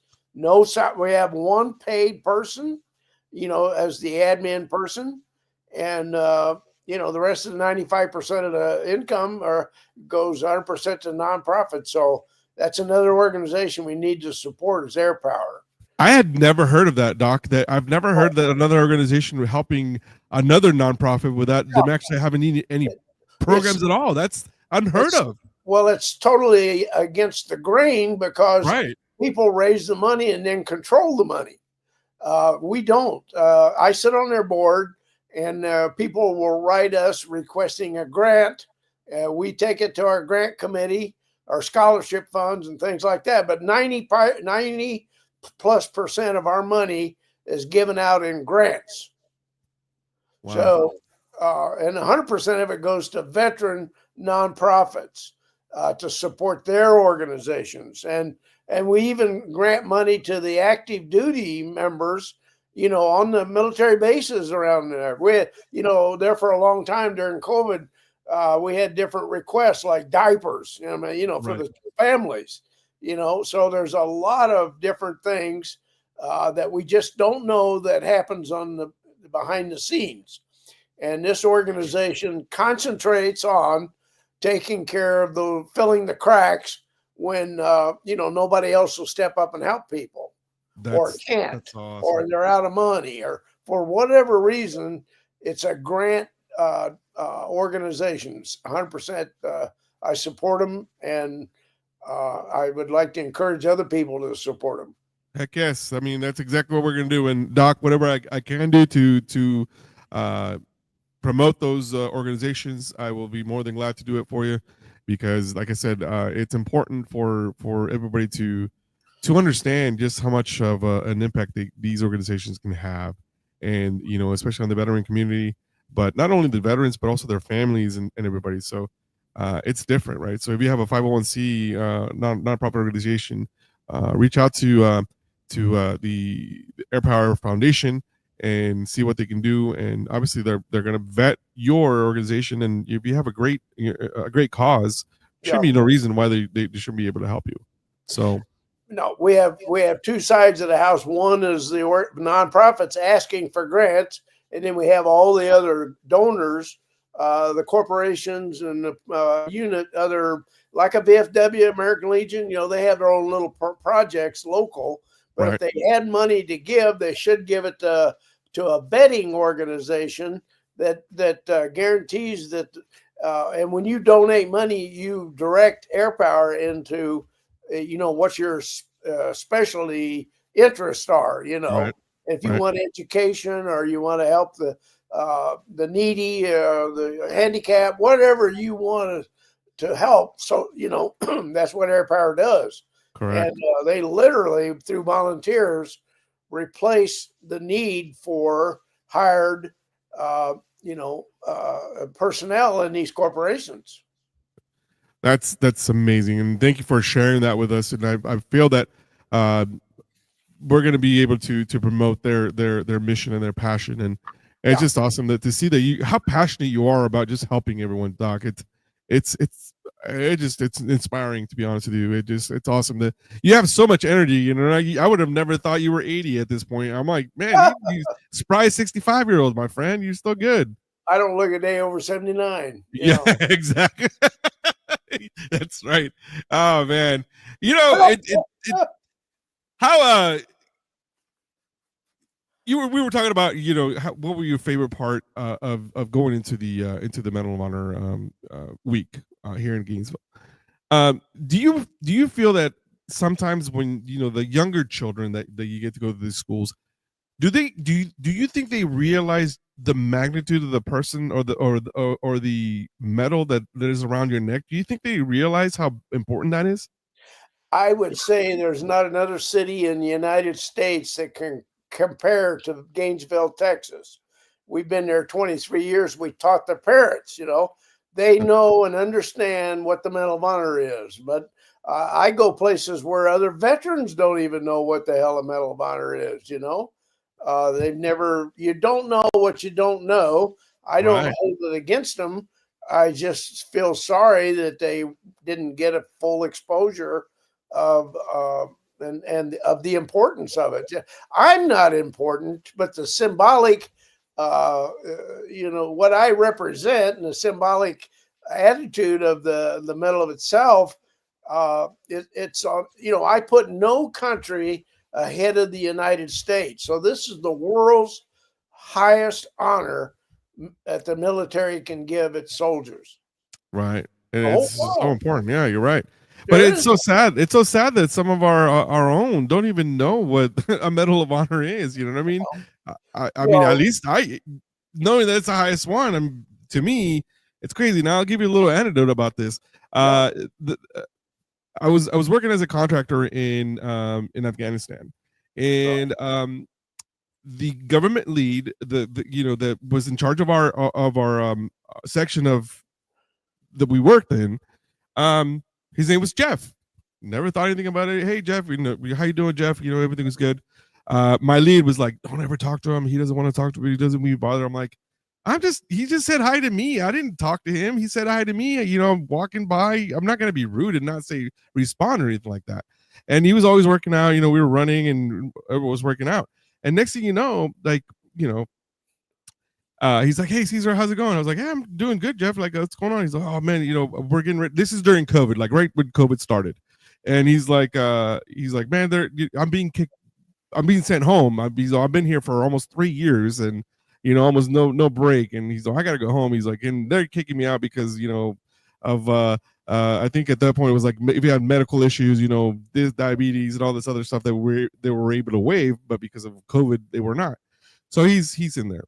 Next thing you know, and we're heading home. We're on that flight, and we couldn't get off of it anywhere because we stopped in Madrid. We couldn't get off because they're like, nope, COVID. We're not getting off. I was like, great. So we're 295 souls in there, packed in like sardines because it was a full flight. So we finally get to Dulles Airport. We finally get to Dulles, and next thing you know, he starts telling me, he's like, yeah, well, my uncle, my great uncle, he, he's like, I'm as American as they come. I said, what do you mean by that, Jeff? He's like, well, my great uncle, his last name was York, Jeff York. Okay. Sergeant York was his great uncle, right? Obviously, and he tells me the story when he was over in he was Air Force. So Jeff was Air Force. His uncle was Army, obviously. So Jeff is telling me the story. He's like, yeah, I was in boot camp, in Air Force boot camp. And next thing you know, we're doing something else, and we're doing an exercise. And next thing you know, somebody comes over, taps him on the shoulder, says, "Get in the car." And they get him in a not in a black car or a branded, didn't put a sack over his head or anything like that, but to say, hey, get in the car. So they put him in the car, and they take him to the range, and there sits a senator from New York and also a senator from Tennessee, because they're from Tennessee. Sergeant York is from Tennessee, and also York, like New York. That's where they came from. So next thing you know, he's sitting there going, boom, he's like, okay, he's like, okay, get in the prone, and I want you to shoot down that way. He's okay, so he gets down the prone, he's getting ready to go. And he feels a tap on his foot. Aren't you forgetting something? He looks over his shoulder. He's like, wait, what? He's like, oh yeah. Takes it, and then goes up to the site and then shoots. And now he's like, yeah, of course I hit it. I was like, okay. But it was so amazing at the fact that I was like, here I am, like sitting, next to this, this descendant of Sergeant York. And remember I was telling you that he said, I'm as American as they come. Well, on his other side of the family, he's somehow related to Betsy Ross, who is and then on the other side of his family, he's like, yeah, we don't talk about that side, but there were like his ancestors or his family were part of a famous train robbery gang, and I don't remember the name, but I was like, man, you're crazy. He's like, how I was working out, right? I was like, yeah, why do you work out so much? He's like, well, A, because I'm bored, and B, because I'm like 17th in line for the English throne. I was like, man, Jeff, you're just everything as you come, and it's like, it's crazy like that. So anyway, that's my little anecdote from a Medal of Honor, another Medal of Honor, the recipient that I had, and this little anecdote that I had. It's a cool little story. That's what makes life interesting, is storytelling. Exactly. So with that said, Doc, I want to do a segment that I do weekly, and it's one of my favorite segments to do because I catch you off guard. And what I like to call this segment is called rapid fire questions.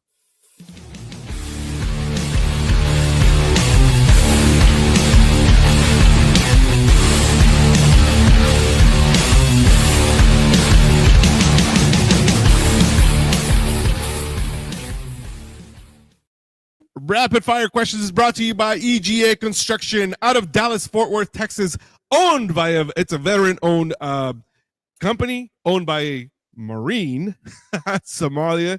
He is the past state commander of the VFW Texas Department of Texas. So, Lynn Toomer, thank you very much, sir.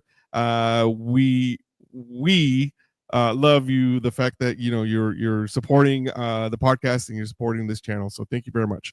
I do have a question. And the way that the rapid fire questions go, is if I ask you a question, the first thing that comes to mind, you'll answer. That's how we play this game. It's nothing outrageous. It's just, kind of get to know people and get to kind of get to the bottom, because like sometimes I feel like when you ask these questions is very telling as to how it is, and how people quick-witted they are, and then just for fun. So let me start off with an easy question. What is your favorite military movie? Well, we were young once and soldiers. Yeah, we were soldiers. We were soldiers, yeah. Yeah, with Clint Eastwood and Yeah, that's right. That's right. uh, God, that's crazy. yeah, because I know 3 of the people that were in that movie, the actual characters that portrayed, the actors portrayed them in the movie. The helicopter pilots and the guy on the ground, the lieutenant on the ground. I know him and was just with them. One of them was in Gainesville. Both of them were in Gainesville, Texas. You Oh, know, wow. Wow. the movie was made about them. And then I also served with I served in the society with the Desmond Doss, who was that's another great movie of Hacksaw Ridge. Hawksaw Ridge. Okay. Wow. That's crazy. Well, you have to introduce me to some of these people, Doc. They want to come out and do this interview. I didn't do anything special. I just did my job. There you go. Well, humble as ever, Doc, and it's great. But everybody, you know, everybody Yeah. doesn't think that, obviously, because Well, it says right on the back, I got it at Walmart. it's or Kmart, the blue light special. Remember Yeah, those? there you go, blue light, Kmart. All right, so I have a question from one of our listeners, Okay. Scott Gedling. Scott Gedling is the past state commander from the Department of Alabama. He's also running for a national junior vice commander for the VFW. So he is also one of my other sponsors, Scott's Construction LLC. He is a great contributor to the veterans. So also he's all about veterans. He's all about helping people. And Scott is helping me out by being a great sponsor to this show. So thank you, Scott. I appreciate you. And this is the question he asked. Okay. He says he wants to know, when you talk to children about serving in the military, what advice do you give to the young people that have chosen to serve? Life's about choices, and if they find themselves in a situation they don't like, change it. Find something they do like, and make the job respectful, make the job interesting. Learn a skill that you can do when you get out of the military. Life's about choices. That you're right. It is about choices, and the choices you make either make you or break you. Right? I mean, it is what it is. Financial choices, living at home or whatnot. So that's Right. that's great advice. Is speaking to young men and women one of your favorite things to do? It is if they pay attention. I hate talking to people that one already have the answers; they don't need me, and two, they've already got a mindset that certain things are the way they are. Nothing is what we perceive it to be. We've been lied to as a society all our life. We've been lied to by our government, all of it, and we cannot believe much of what the government tells us today. Right. I don't care whether you like Trump or not. He's non-politician, and he makes more sense than all of them put together. That's been there for 40 or 50 years, like Joe Biden has been there 50 years. What did he contribute to this country? Not one thing. None of his. He never wrote a bill or anything that passed. Yeah. And he lied. The TV was newscasters and everything was against him when he was running for Senate. He graduated at the top of his class, and he did all these fancy things. And then the narrators come back on and say, well, he's got a lot of explaining because he was third from the bottom, graduated third from the bottom. And he didn't get all of the benefits that he's claiming he got back when that was before he was president, right. Of course. Right. But 40 years the job was made to go up, serve like the national commander of the BFW. It's not a lifetime job. No, you get up there and do what you got to do and go back home. And this is what I tell people all the time, and people don't understand this. And correct me if I'm wrong, Doc, because I always tell people term limits on Congress, right?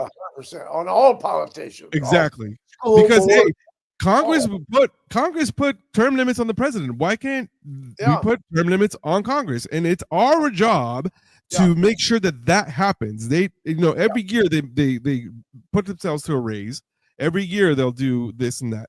And this is the kicker for me that really upsets me the most, is the fact that after a 2-year term in Congress, they receive lifetime benefits to be going to Army Walter Reed in Maryland to get health care. And me, as after 4 years of military service, I get the VA, but I don't get lifetime benefits. No, that ought to be all erased. And the only way we're going to do it is we, the people, demand it, and we, the people, vote these assholes out of office. Exactly. We have to do it. They're not going to do it on their own. They're not going to cut their own nose off to spite their face. They're not going to do it. We need to force it, and we need to change laundry, change everybody. I don't care. And start doing term limits ourselves. And then if the guy's not any good, get rid of him, but we can't have these politicians controlling us.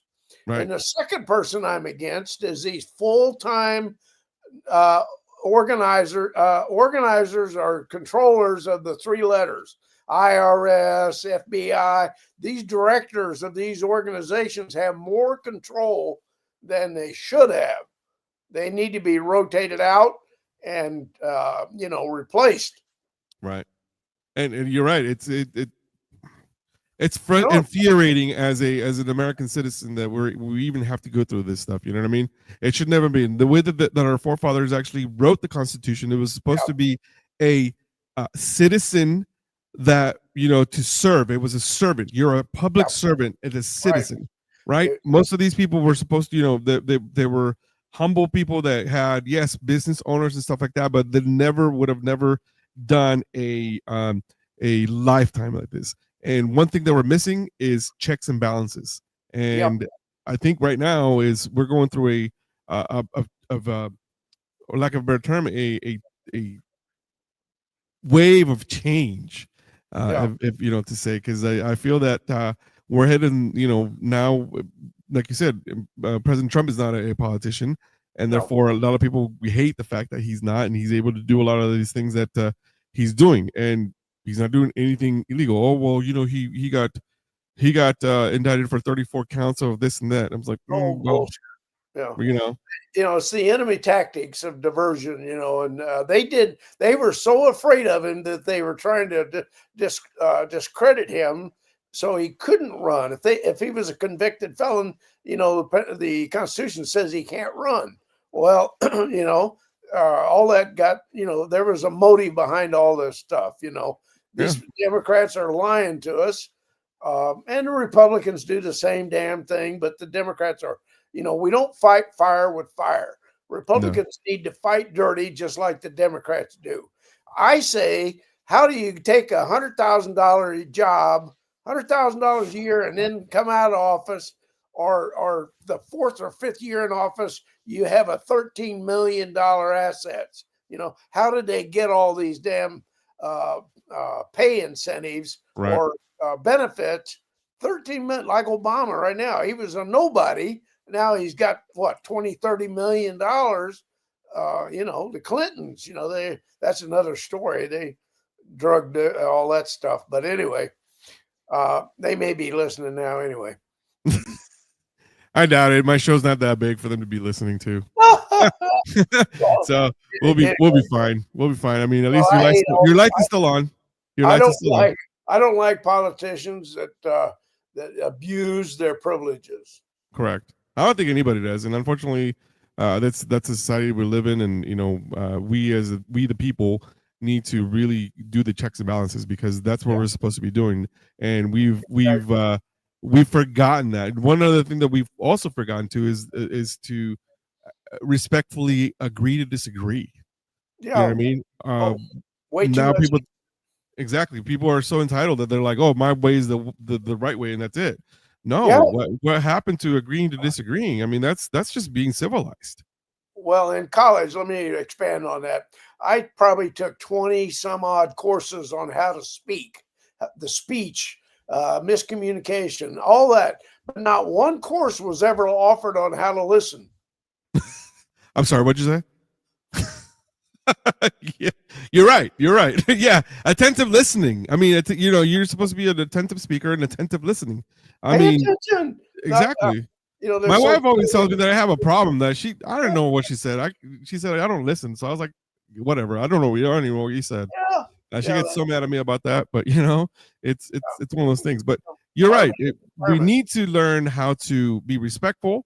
We need to be how to be, agree to disagree. And if somebody that doesn't have the same opinion as you, it's okay. You're not gonna.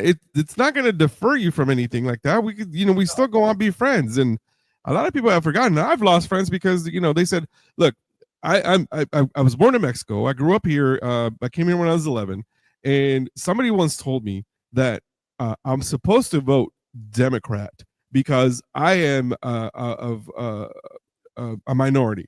I said, wait, so the color of my skin dictates on what I'm supposed to do?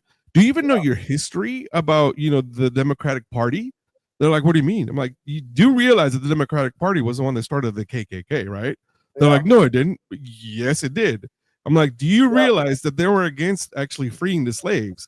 Yes. No, they weren't. That was the Republicans. No, the Republicans were about abolishing slavery. That's and right. People don't know their history. But this is one of the things that boggles my mind. People that come here and are immigrants know more about American history than Americans themselves. Yeah. It's all propaganda. The Democrats put out this bullshit, and we don't. The Republicans don't. I mean, now we all do. Don't get me that wrong, but they have a whole campaign of teaching. I hate colleges right now. I do not recommend anybody to go to college. I say go to a trade school, learn a job. There's some requirements.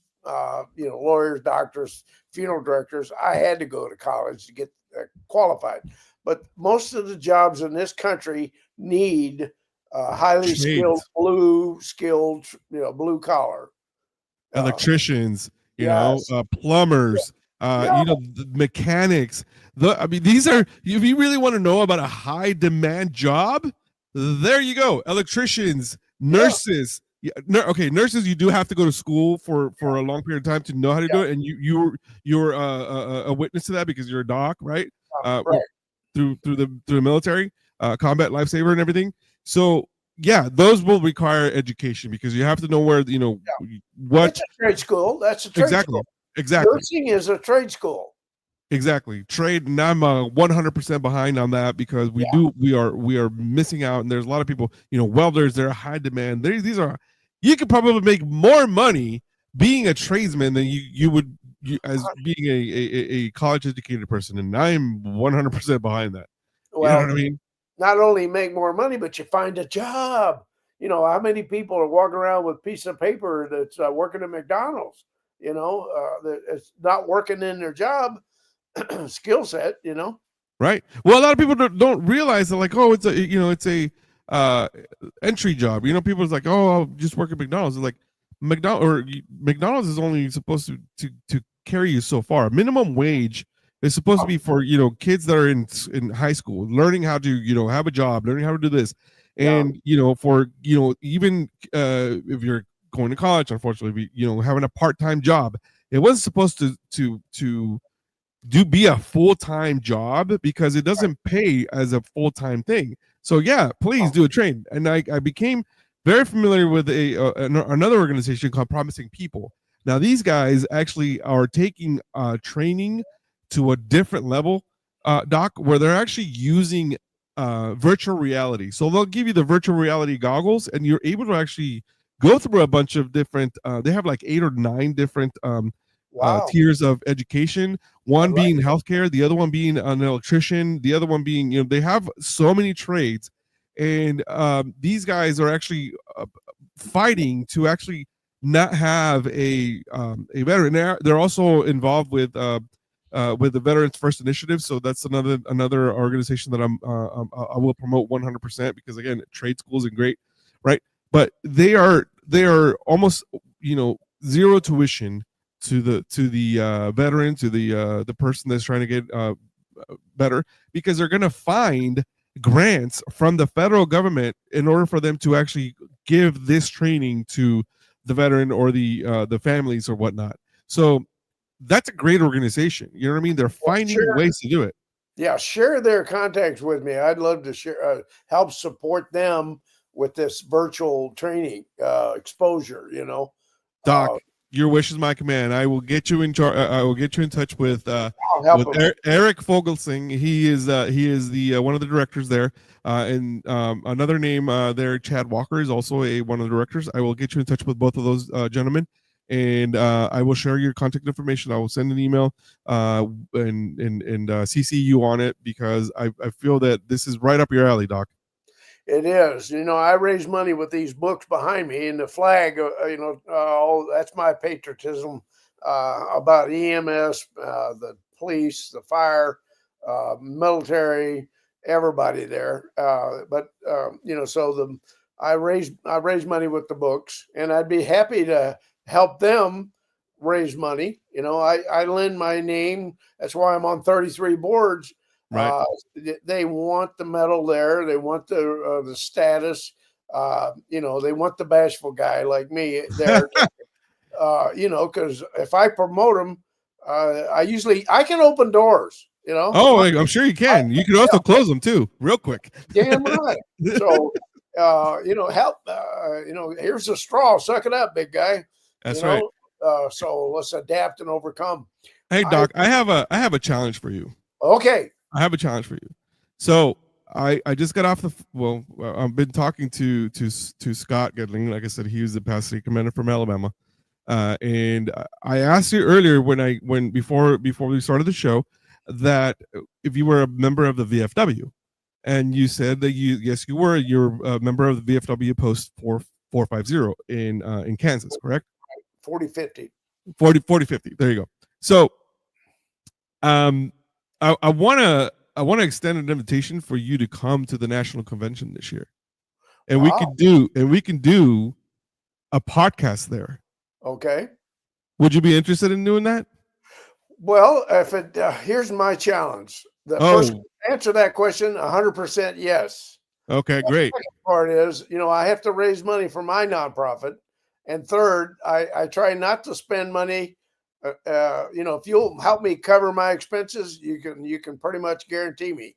I'm sure one of the 50 departments will be able to cover at least one, of the room, and it's in Ohio. This is not that far from where you're at. You know what I mean? And hey, I have a $99 ticket for you from Southwest, the Great Hunt of the Sky.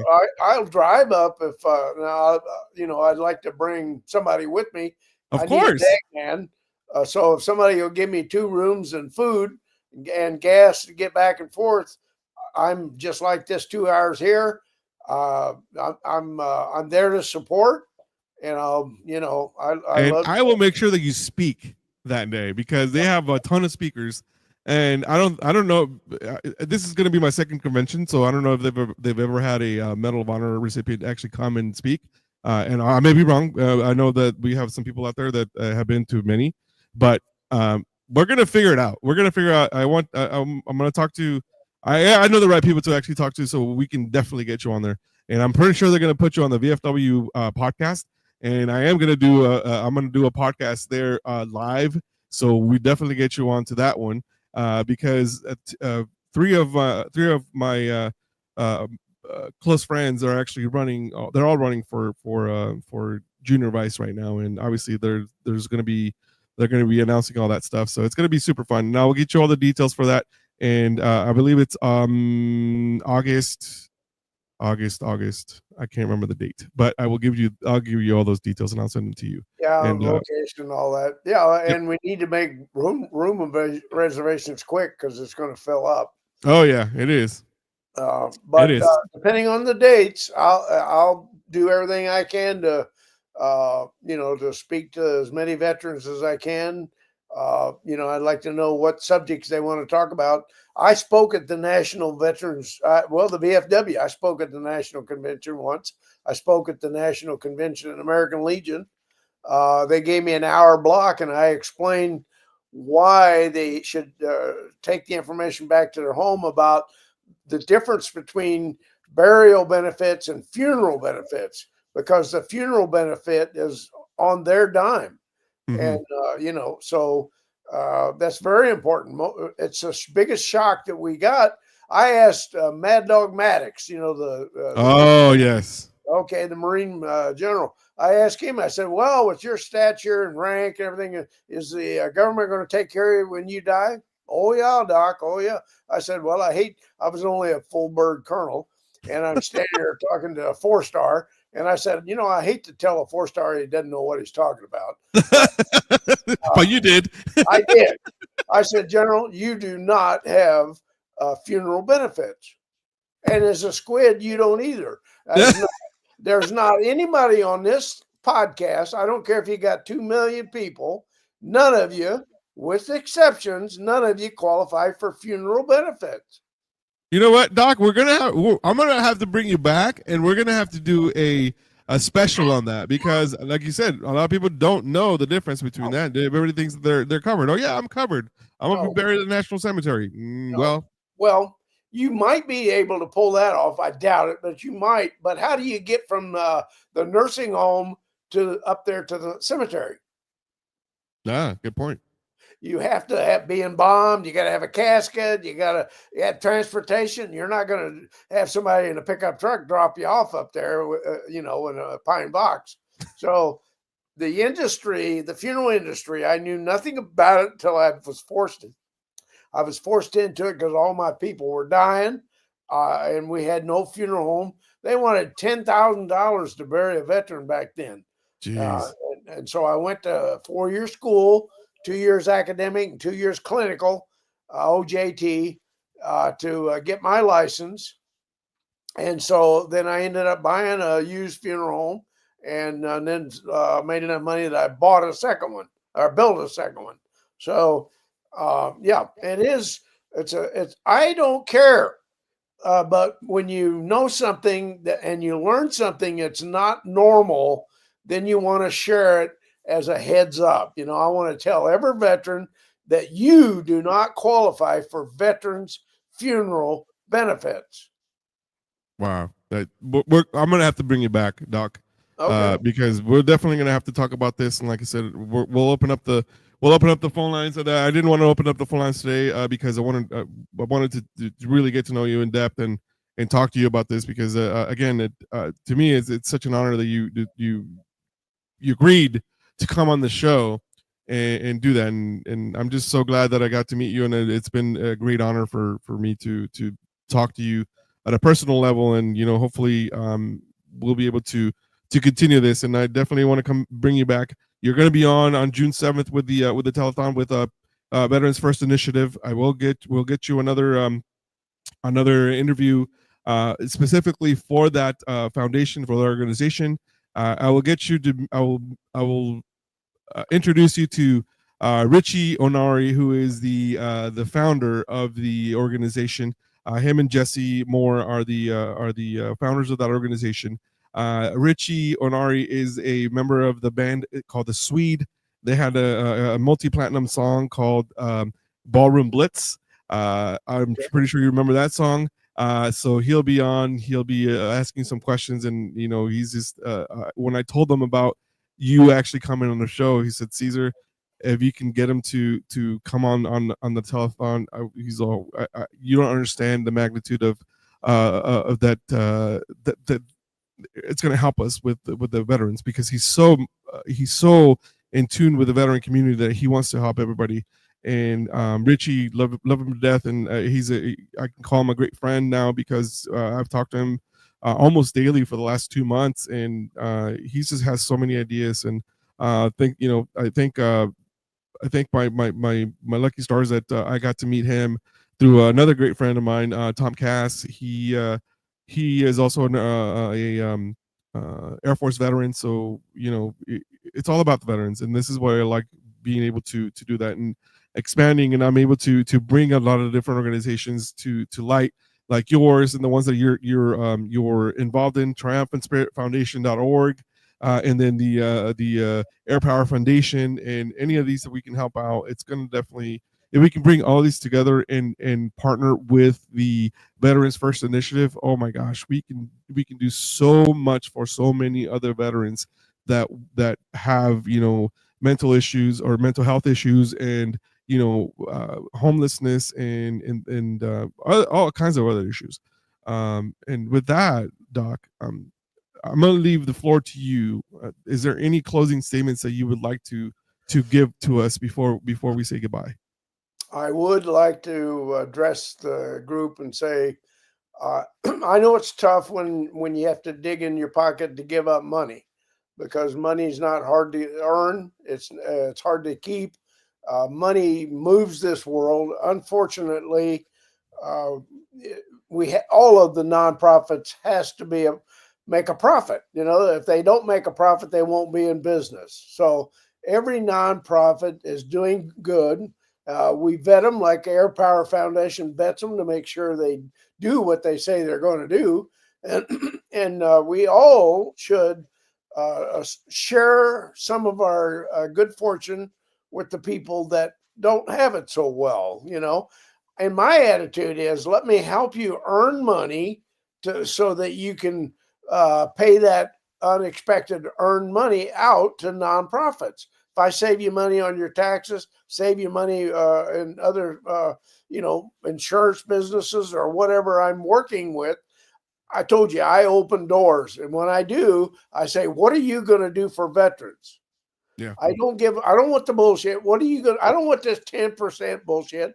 I want to know what you're going to do to help veterans, especially the needy ones. So I don't pull any punches. I have cell phones. The big boys like what I say, and they listen to what I've got to say, and they support me. So I have a whole gamma of ways that people can save money, earn money, and spend it back with the nonprofit. So it eases the pain, but it makes me feel good. And when you donate to help other people, that should make you feel better person.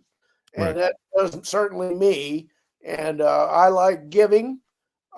It's expected when you do well, you know. And some of these people that are making the money forget that they did it because they had the freedoms that the veterans gave them. You know, we fought, sacrificed to allow freedom to live in this country. We've come so close so many times of losing it. I don't speak Japanese or German. Why? Because I wasn't forced to. If we'd have Right. lost the war, I would have been. You know? Right. People don't know that. People don't know that. Yeah. We would almost be speaking German, and Yeah. it lost on Congress by 3 votes. People don't Yeah. know that. No, I mean, it's just ridiculous. I'm a man of reason. I make mistakes, as every human does. But you know, the main thing is to do the right thing for the right reason, and you won't go wrong. There you go. I mean, those are common sense. You know, prevails a lot of time, or maybe it doesn't. I don't know. But you're right. Oh. It's super simple. Do the right thing. You know, my buddy tells me all the time, don't be an asshole. Just don't be an asshole.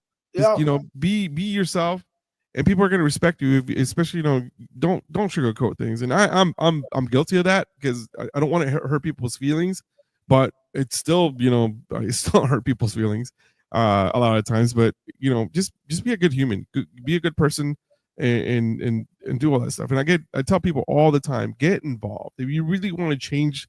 You know, the way that things are in your community. Start small. Get involved in your community. Get involved in, you know, if you're a veteran, get involved in the American Legion, the DAV, the Iraq Afghanistan Veterans Association, the VFW.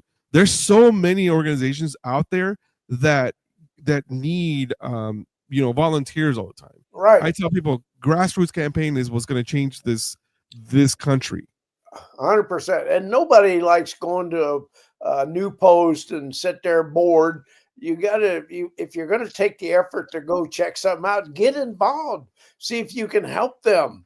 Become the hero. Become the guy that walks in and does something good. Don't expect to walk in there and have somebody kiss your ass. Be Yeah, something of value to the organization, or don't waste their time. I get so exactly. many people that want to do something until they're offered the opportunity, and then, well, yeah. So I mean, don't waste my time. You Yeah. know, Either Oh do yeah. what you're going to do, get a set of balls, and come on and join us. You know, a lot of people are there's those heroes that don't want the accolades, right? That they'll do what I'll they're give that supposed to thing do. to you in a minute. I'll give it to you in a heartbeat. I don't need that. It wasn't earned. Like I'm just saying that we have those heroes that wear no capes, right? That are always in the background doing a lot of things, and they're probably the ones that are working, twice as hard as many of us, and they don't want the recognition. They don't want to do that. Those are the true heroes, to me. Yeah, My wife is one of those people that she hates being recognized for whatever it is, and she's like, no, I just do it because I enjoy doing right. this and stuff like that. And Yeah. that to me is much more respectable when people are very humble and they just want to help because they want to help. And that's it's admirable. And we need Well, more people like that. I'm going to stand up for your wife a minute. If you make her uncomfortable by taking accolades, that makes her less likely to want to do it. So, we work behind the scenes and see the results. I didn't have a sign on my back that says, "Oh, I'm the corpsman here. You got to kiss my ass." The whole thing is you earn the respect, that you do the job and you provide benefits, then you earn that love. And I got this medal out of one word: love. I Love the love Marines them had for you. enough to Yeah. risk my life. They risked their life to save me. I would have, hell, when you're wounded 8 times, I had another corpsman save my life twice. Wow. It is what it is. It's a family owned business. We're Yeah. broke. We're Doc, I broke. got a question. Do you still keep? Are there still you still have some of your members that from the unit that you're still with you Yeah. that you still talk to them? Last Saturday, I got a call. Easter was it last? Yeah, Easter Sunday. Uh-huh. Easter, I got a call from a Marine lieutenant colonel who was telling me that his wife was pregnant with twins. And why that makes so much interesting story is that I was there, and I learned about his first wife's. I mean his only wife's first set of kids when they were both twins. So this is the second set of twins. Oh He wow. called me to thank me because I saved his father's life, or he would not even have been born. Wow. Yeah.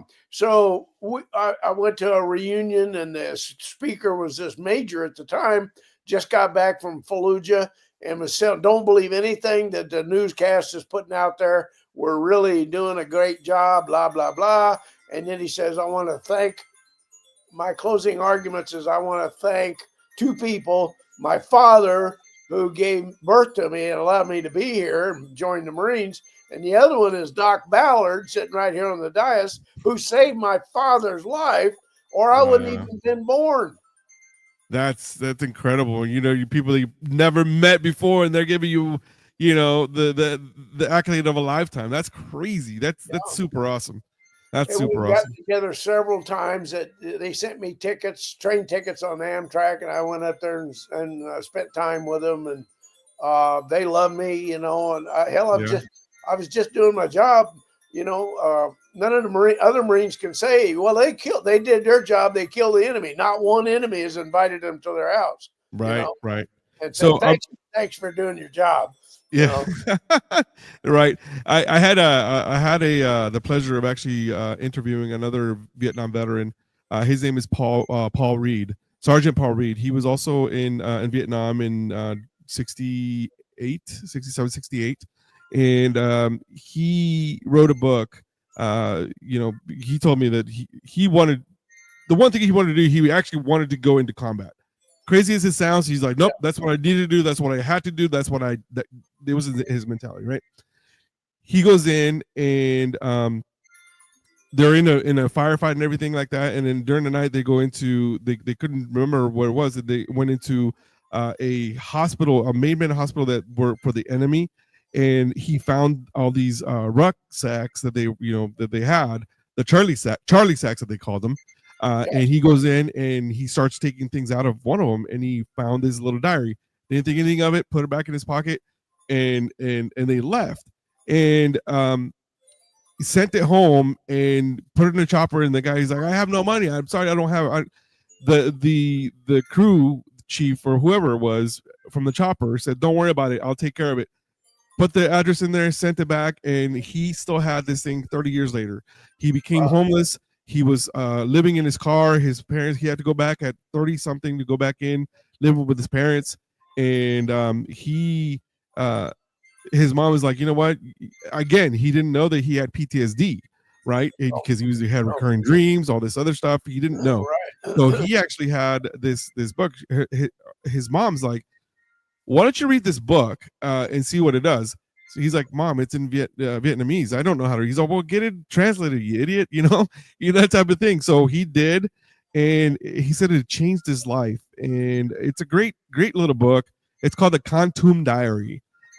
This guy, I met Paul. I've spent a lot of time with Paul together because he comes to our steak nights here at the VFW Post, and he was a guest on my show. And it's incredible the types of stories that you guys have had and the things that that you guys lived, and I'm sure a lot of other veterans have lived, and but it's only a certain few that have been able to write these stories down and write them down. So I'm just so thankful that I was able that I got the pleasure of meeting you, and you came on this podcast to talk about a lot of your foundations, things that you've done since you've retired, and well, semi quasi retired, but everything you've been involved in. And I thank you so much for continuing to serve.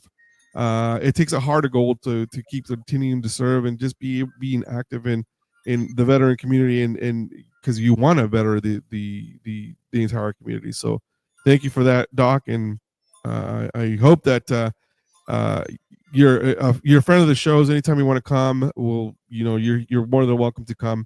I am gonna extend the invitation for you to come to some other of our shows on our network on Voice of the People. If you would love to be interviewed with some other great host, we can make that happen. I'm also going to get you in. I'm going to introduce you to the Promising People with the training. I'm also going to introduce you to the Veterans First Initiative and the Disability Channel out in Canada. So we're going to make you the rounds because, again, I think this is your wheelhouse where you want to just help so many people and veterans and everything any which way you can, and the invitation's there for you. So I appreciate that, because what my final word is we don't know what we don't know. So right. learn from the people that do know. Exactly. And with that, Doc, I appreciate you so much. I will leave you tonight, and I know it's late for you. And I really thank you for spending time with me today. And it's such a great conversation. And I'll be in touch with you to get all this other stuff for June 7th, the telethon. We're going to have all that for you, and we'll be in touch. I just can't wait to have you back as a guest, and we'll talk about the funeral benefits and stuff. Whatever you want. I have a volume of information that I don't want to take to the grave with me. I hope I can share it and have somebody benefit from it. I feel like being an instructor is the best thing I can do. We should learn from the elderly, you know what I mean? Instead of putting them off to pastor, they ought to bring them out and say, you've got some skills that the younger kids can learn, So much wisdom in there that people don't know. Every society in the world does a better job than we do. We farm our old people in a home that just to get rid of them. Exactly. Exactly. With that, well, Doc, I know your alarm's been going off for the last 3-4 minutes. I know. So, That's my meds. I got to take my meds before I die. no, let's I'm not in say perfect shape if I live till Tuesday. Yeah, it's Taco Tuesday, then Thursday is Thirsty Thursday. So you got to live through at least Thirsty Oh Thursday. yeah. Okay. I'm sorry I'm so bashful and shy. I'll try to. Oh yes. I'll try to I come mean, out of my shell. I literally had to pull teeth with you. I'm doing this interview. You know. Remember, So I was a dentist. that's right. You came full circle, Doc. You did. So, Doc, thank you so much, sir. You are an inspiration to many of us, and I thank you so much for your service, and thank you for allowing me the pleasure of interviewing you. And I hope that you'll be a regular guest on my show. And we're gonna be helping a lot of veterans here with our partnership. So thank you so much, Doc. I appreciate you, and I'm willing to help you any way I can. Great. That's awesome to hear. And again, this has been Caesar with the Battle Rhythm Podcast. Again, thank you, Doc Ballard, for being our guest tonight. If you guys are wondering what's going to happen next week, I do have past state commander of the Texas VFW, Lynn Toomer, will be my in-studio guest. He's actually going to be coming up here and being the guest. So, Doc, you're gonna. I feel like I'm going to have a new follower. You're going to be watching the show regularly, and I'm telling you, it's going to be awesome. So you're going to be around, and thank you guys so much for listening to the Battle Rhythm Podcast here on the Voice of the People, U.S.A. Radio and TV Network, on BC Digital, and also on Patriot Radio.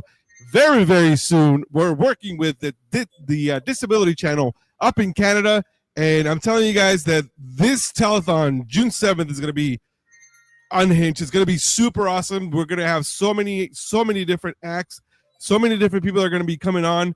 And you guys don't want to miss this. It's going to be from 4 different cities: Toronto, Chicago, LA, and Phoenix. There's going to be musical acts. There's going to be a lot of interviews. There's going to be a lot of people coming too.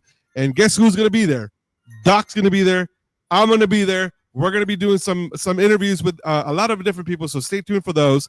And Doc, sir, my respects. I will see you soon. I will see you in probably tomorrow. I'll give you a call tomorrow. See how you do. Okay. We'll set up another interview for us to do the funeral benefits and the burial benefits and the big difference. So with that said, yes, sir. That's exactly what we're gonna do here. We educate people, and we're gonna do just that. Grow your channel too. I love it. Thank you, Doc. That's music to my ears. So thank you so much. With that, we say goodnight. Thank you guys so much for everything you've done, and we will see you guys next week. Thank you once again for joining the Battle Rhythm Podcast here on Voice of the People, USA Radio and TV Network, BC Digital, and Patriot Radio. And we'll see you guys next week. Thank you for watching. As we wrap up today's show, we want to extend our heartfelt thanks to each and every one of you for tuning in. Your support and engagement means the world to us, and we hope you found today's content insightful and entertaining. This episode, along with all previous shows, is available on all major media platforms. Whether you prefer to listen on Spotify, Apple Podcasts, or watch YouTube, we got you covered. Be sure to subscribe, rate, and leave a review to help us reach more listeners just like you. We'd love to hear your thoughts and feedback. Connect with us on social media, where you can join us in our conversation and stay updated on the latest news and episodes. Follow us on Twitter, Instagram, and Facebook. Thank you once again for being part of the Voice of the People, USA Radio, and TV Network. We look forward to bringing you more exciting content in our upcoming episodes. Until next time, take care.